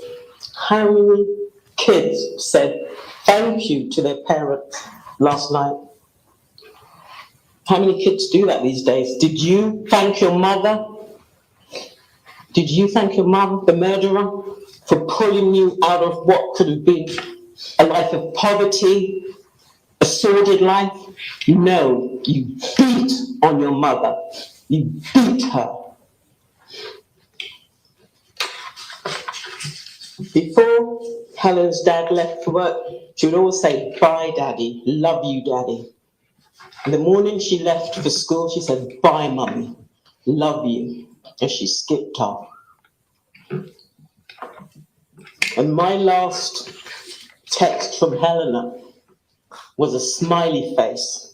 Just one of those smiley faces with the hearts. Because I had given her a cookie from Target stores. We love Target. It was a soft fondant cookie. It was huge, and it had just the hearts, just like the emoji that she sent me. That was her acknowledgement to me. That was her love thrown back to me, saying, "Thank you, Mum. Thank you for throwing that in there on Valentine's Day." That was the last text that I received from my daughter.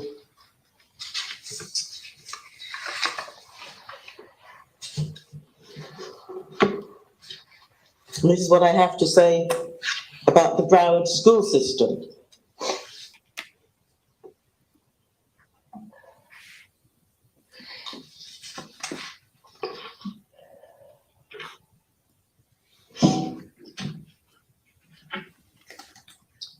Helena, this is a repeat for what I said before.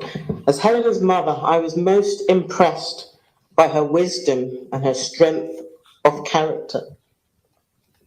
As a young girl, she received a perfect score in her end-of-year math test. And she was told by her teacher, you'll be in the gifted class the following year. And funnily enough, the teacher was Asian, from the continent of India, Pakistan.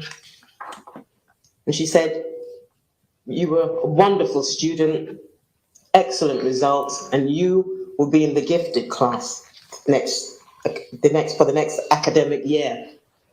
However, the following academic year, Helena came home and she complained, "I'm not in the gifted class, Mummy." So I told her, we'll go and find out. So we had a meeting, a conference with the principal, and there was no logical reason given. The principal said, oh, she could have got a fluke on her test, or perhaps you've even sort of cheated by guiding her towards, I don't know what her reasons were. There was no logical reason from the principal. So, the following year, Helena stepped up and achieved another perfect score. So I was surprised, and I just celebrated with her, gave her a cupcake. Fantastic work, Helena, I said. So we went to the conference, and on the way out, we met one of her friends and the mothers, and she was ecstatic. Her daughter had done well. Not 100% on the test, but a great score. And when I went into the conference, I waited to hear what the teacher had to say. And she never mentioned it. So when Helena came out, she said, "Mummy, what did the teacher say? What did the teacher say?" Because that was Helena. She loved to step it up. If you tried to knock her down, she would step it up. Yes, a girl at that young age. The school system failed too. The school system could have had enough people to stop Nicholas Cruz. See, that's the problem. Y'all want to put it all on Nick.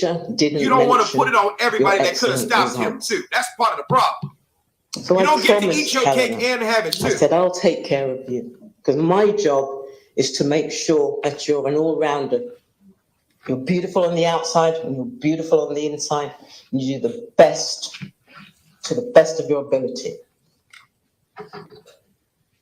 And I could see that she was immersed in a school system that did not want to promote well-behaved. Because trust me, the judge is on trial too. The judge is on trial too. Black, brown, or biracial children. And Helena, she gained her rightful spot in the gifted class. But then she surprised me again.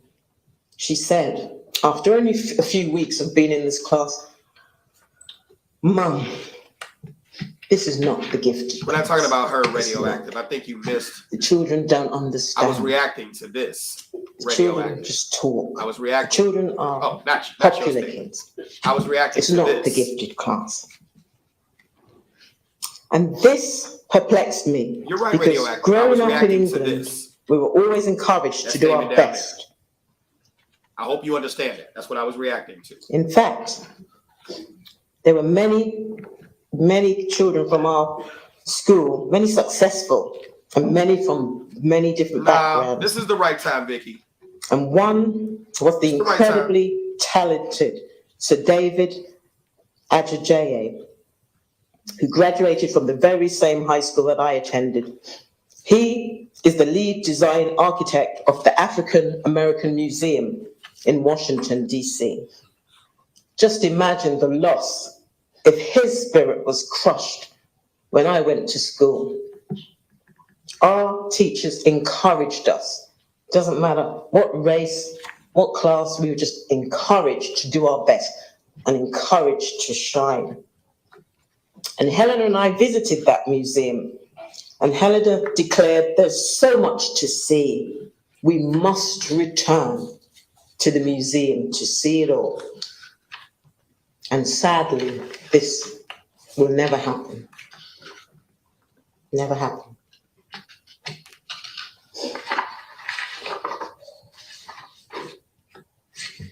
And then this statement was, let's see what that means.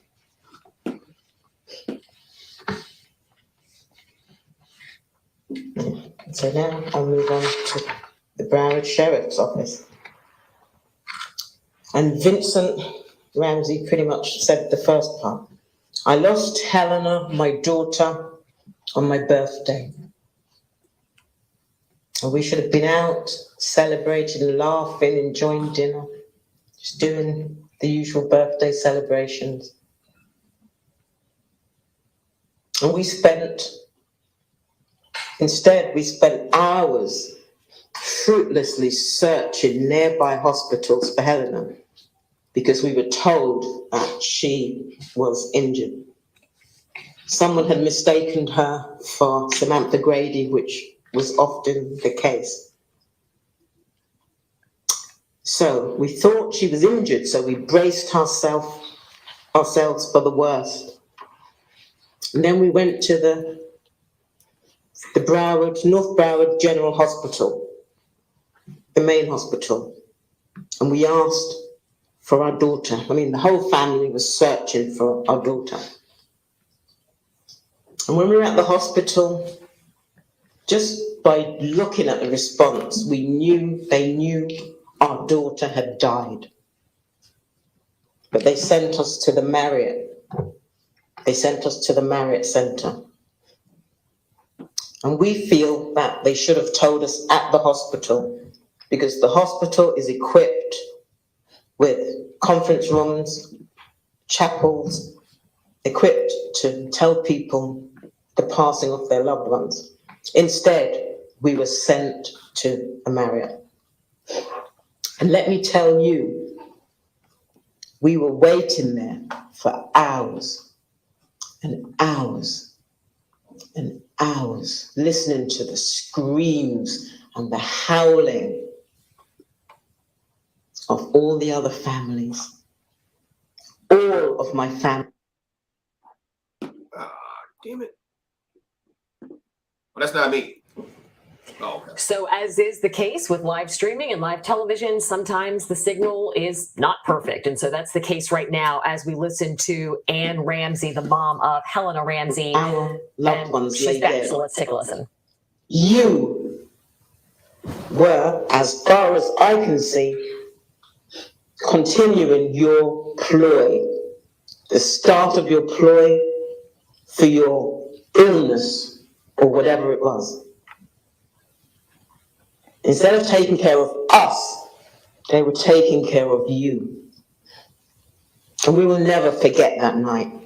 The screams, the howling. And yes, I quote, "It was not an effing pizza party." One of the families screamed. It was not an effing pizza party. You kept us there. And my family was there until about 3 a.m. that morning that we left. We were the last family to be looked at. Someone came over to us and they said, "How many families are here?" There was only one family, my family, the Black family, left until the end. And this is what I have to say to the sheriff's office, because this is how Black people are treated. When people say Black Lives Matter, it's how we are treated. I was asked by a reporter, would the shooter have been killed if he was Black? And I had to stand there and think about that. I had to think about that. No one was there. No. It was not that simple. No one was there. The guy left. The shooter, if he was Black, would not have made it past the gate, because that's the response. It's an aggressive response. He would have been stopped before he entered the gate. So I couldn't have said he would have been shot. No, I can say the response would have been different. And this is how we are treated. They were nowhere there. Same with the Broward schools. My daughter didn't get her acknowledgement. Same with the Broward Sheriff's Office. My family, all of my family, were there until 3 a.m. Paul comment. While you were in the hospital with your fake illness, with your ploy.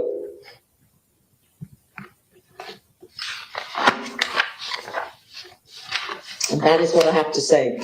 Because when I sat down with the principal at Broward School, it was whatever. She just did whatever she wanted to do. She didn't follow the rules. And when we sat in the Marriott Hotel, it was that family all herded together, left until the end. And that's the change that needs to happen. People keep going on about affirmative action in colleges. I've been here 20 years. Has anything changed? Very little. It's not in your face, but we still need positive action. We still need positive action. So you took away an angel that day. That could have made a difference in society. And that's all I have to say today. Thank you. Thank you.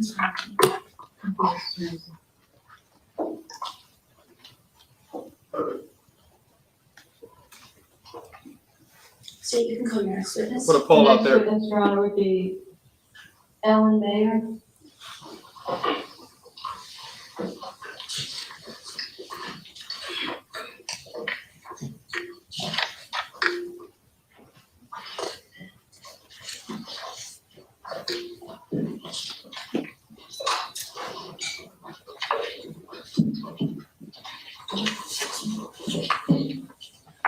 Good morning. Good morning. Will both of you be speaking or I will just- be speaking. Okay. Go ahead and raise your right hand, please. Do you solemnly swear or affirm the testimony you're about to give is the truth, the whole truth, and nothing but the truth? I do. Thank you. You can put your hand down. Please state your full name for the record. Ellen Mayer. Thank you. Mrs. Mayer, would you like to give a statement for your daughter Samantha? Yes, we would. Please do. Thank you. I am Ellen Mayer, and this is my husband, Jess Mayer. We are the parents of Samantha Mayer, and I will be reading Samantha's words verbatim today, as she could not be here. My name is Samantha Mayer, and I am one of the 17 people who were injured during the Stoneman Douglas shooting. The reason I have decided to speak today is not only to share my story, but to share the actual long-term effects of gun violence as a survivor of it. I hope to bring awareness to some parts of a shooting that might be overlooked. I was sitting in my 4th period classroom, waiting to go home to see the flowers that were sent to me for Valentine's Day. And instead, I found myself in an ambulance being transported to the hospital with a gunshot wound through my knee. That gunshot wound stays with me today and for the rest of my life in the form of 3 scars on my left kneecap. The gunshot actually stays with me in many ways beyond what is physical. It reminds me of the most fearful day of my life when I was laying on the floor, unable to move, and terrified to speak. I remember accepting my death at that moment and reminding myself that my friends and family know that I love them. It reminds me of when I begged my classmates not to open the door for the policeman because I couldn't see what was happening and I feared more danger. It reminds me of when I asked a member of SWAT to text my mom because I didn't have the time to grab my phone to tell her that I was alive. Beyond the trauma of that day that replays in my head, I've come to realize that I find trauma in my day-to-day life as a result of the shooting. I am now afraid of tight spaces because if something were to happen, I would not be able to escape. I also look for the closest exit in every room I walk into because I just need to know where it is. I turn around whenever I hear a noise because I need to know what that noise was to put my mind at ease. And yes, I mean every noise. My heart also drops every time I hear a loud noise, and I am transported into a state of pure terror because I am so terrified to be in another shooting. I bet that doesn't happen to most people. I've learned that the beginning of every year brings a lot of heartache for me as I wait through January and half of February for the anniversary of when I saw death before my eyes. Carmen, I think about you every day, and it never hurts less. Beyond the struggles I have in my life currently, I have fears for my future. I fear that sending my children to school one day will be one of the hardest things I've ever had to do. I fear, against all odds, that there is a possibility of him being released one day. I fear so many things that I can't write them all on paper because the thought is too painful. To other gun violence survivors who may be listening, I would like to commend your strength. I know your journey hasn't been easy. The jury had to endure this trial for 6 months, but I have to live with this outcome for the entirety of my life. For my community, my family, and myself, I feel devastated. Justice has not been served. Now we all have to breathe the same air of someone who wanted us to never take another breath. Thank you. Thank you.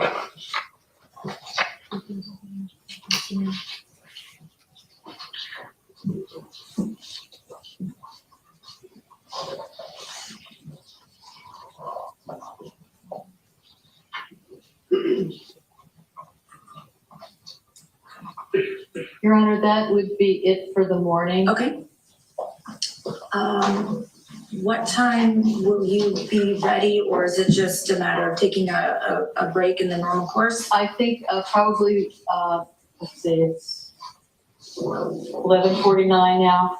The Montalto said they would be here after 1. Okay. For school, so play it safe, maybe 1:20. Okay. All right. Is that suitable to the defense?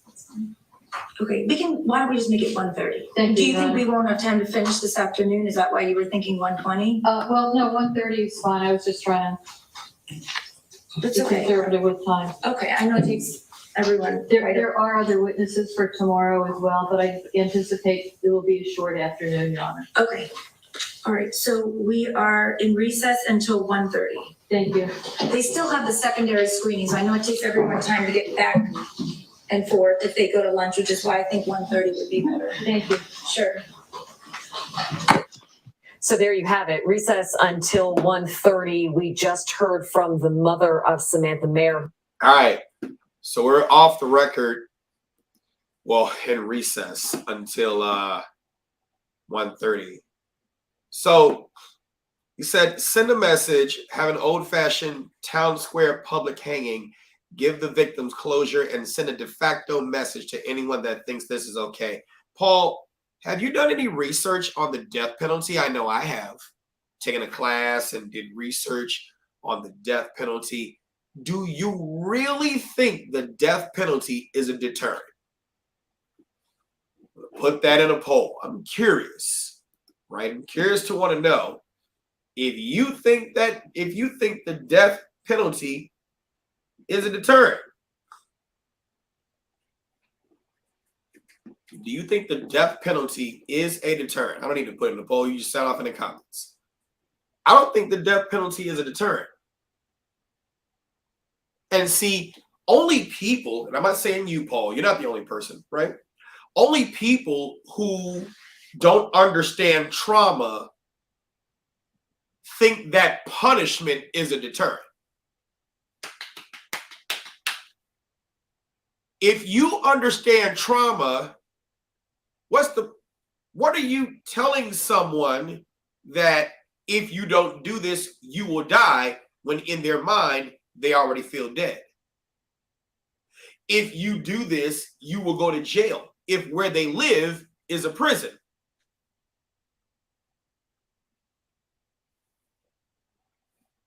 Right? And that's some of the things that motivational speakers, not all of them, but especially motivational speakers in our community, oh my God, they love to sit here and say, listen, I did 20-something, blah, blah, blah, blah years. You don't want to go to prison. What if they go to prison every home? What if they go to prison at home when their mother and or father is the prison warden, razor teller? What do I mean? Prison warden, do what I say. Hey, shut up. Walk this way. Do that. Don't speak. Don't have nothing to say. Razor, I raise you. Put foot on the table, clothes on your back, a roof over your head. You got a pot to piss in and we'll throw it out of, and that's it. Tell her, what did I tell you? I tried to tell you. What did I tell you? Don't make me tell you again. Hey, don't make me tell you again. I'm not going to have to tell you. How many times I have to tell you? But you're not teaching. So when you live with a prison warden, razor teller,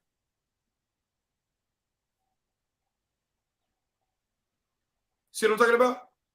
And it's not just Black families. Here we go. Well, excuse me. Maybe you walked into the room. I don't know. Do you subscribe to me? Have you been here before?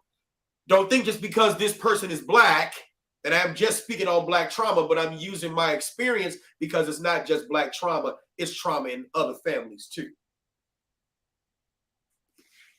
Consequences don't even scare kids these days. They still do what they choose. See, once, take your hand out if you care. Slap your hand. At first, it starts to sting.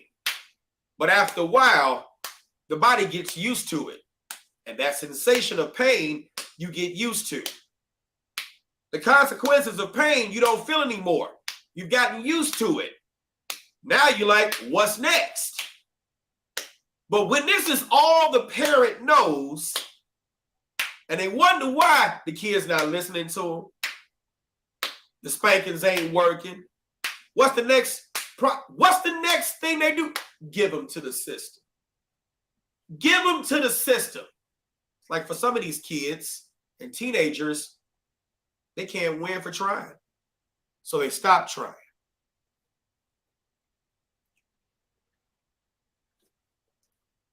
But what do I know? I'm just a survivor of child abuse. What do I know? The road less traveled is to actually analyze whether or not the parents could have done something different. Don't get me wrong, I get it. Everybody can't be fixed. But I think that's an affront to the childhood trauma that people go through that they did not deserve either. And I think somewhere in the jury, there was a person who went through childhood trauma that said, Nicholas Cruz, well, Paul, how long have you been on my page? And Mike's got a young audience to vouch, and I'm one of them. Absolutely. See, the more that I keep speaking about childhood trauma as a child advocate, and the more, see, what you all don't understand is there are people in the comments section who subscribe to my page because of what I talk about childhood trauma. There are young people who subscribe to my page because they hear that finally someone listens to what we've been saying all this time. And I'm going to go you one further. I didn't think it would be a Black man. I didn't think it would be a Black man. I thought it would be somebody in my own race and in my own space who gets what I've been trying to say all this time. See, I know what moves me. I know what moves through me. And I know my message is not popular. But I know that I am going to champion the cause of the road less traveled. I am going to champion the cause of those children who feel they have no voice and feel they have no other choice but to turn to this, to even get an ounce of attention that they needed to get. And those of you who have never been to that trauma, never been through that trauma, lie about that trauma, find healthy ways to deal with that trauma that you think is healthy, all the while your children are suffering. You're a workaholic, you're a schoolaholic, you're an alcoholic, you're a sexaholic, and everybody around you supports your stuff by telling you you just doing the best that you can. When in fact, you're not doing the best that you can, you're actually doing what you know. And it's amazing how a person like Max Schroeder, I'm going to go to his page. Hold on for a minute, because I got to show you something. My Lord, speak through me. I got to show you something, because it's rather amazing how I went on Max Schroeder's page, and don't get me wrong, you hear about him. You see that he's a national school safety advocate. His son was one of the 17 victims murdered in the Parkland school shooting. Currently the executive director of Safe Schools for Alex, a 501c3 he formed after the tragedy. You see he's done his research. You see he's advised the FBI Behavioral Threat Assessment Center, the U.S. Secret Service Threat Assessment Center. But look at where I begin to go to because I looked for training. Click on it, bam. Stay tuned for upcoming trainings. Stay tuned for upcoming trainings. That situation happened in what, 2018, 2019, I believe? Let me go to the violence policy. I believe it was 2018 or 2019 when this situation happened. And here we are in 2022, no trainings. No trainings. Why are we not training people about the issues to look for at home? Maybe the issues within these parents. Maybe the issues within these parents. It's always the case that the person who commits the crime is the one who is always looked at. And under the theory of rational choice in criminology, it makes sense. But we do not hold parents accountable for the trauma that they might have had that motivated them to create children. We sometimes look at the foster, well, put them in foster care. Foster care parents aren't always the best. A great percentage of them are in it for the check. And you heard Max say over and over and over again, over and over and over again, you heard him identify the kind of help that he supposedly got. Where was the help for the actual foster parent? Where was the accountability to make sure that the foster parent was doing what they should have been doing? Where was that oversight? Parents are automatically given the benefit of the doubt that they are doing the right thing. Why? Because parents are voters. Parents are voters, and we can't piss off our voters, because if we piss off our voters as politicians, we don't get to stay in office. That judge is a politician too, so please don't think that she isn't on trial too. Please don't think that her next election she won't attempt to use the fact that she presided over the trial of Nicholas Cruz and ensured in as much as she could that she sought out justice for the victims. Don't think that's not a selling point for judges.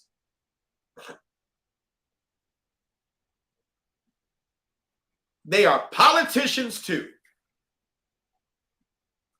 And just like the politicians who make the laws, those who preside over our courts at the lowest levels are elected by the people too.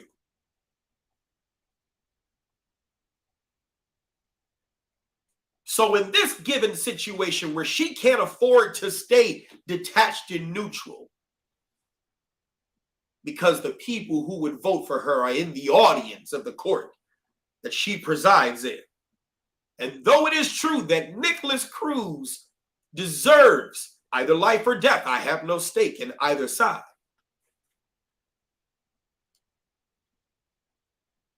But the defense attorney wasn't wrong in what she was saying, that she, in a court of law, she's already going to be attacked in the court of public opinion. But in a court of law, she is not to be attacked by the victim impact statements, because I believe, as one person stated before, the case was the state's to lose. If the jury decided that Nicholas Cruz was to get life imprisoned, could it have also been the case because the state's attorney did not advocate and speak in the manner that could convince these 12 people that he deserved death?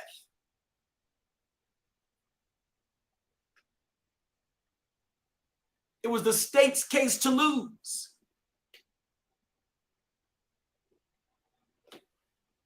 It was the state's case to lose. And so how do we hear a better statement? How do we hear a better statement by Max Schrader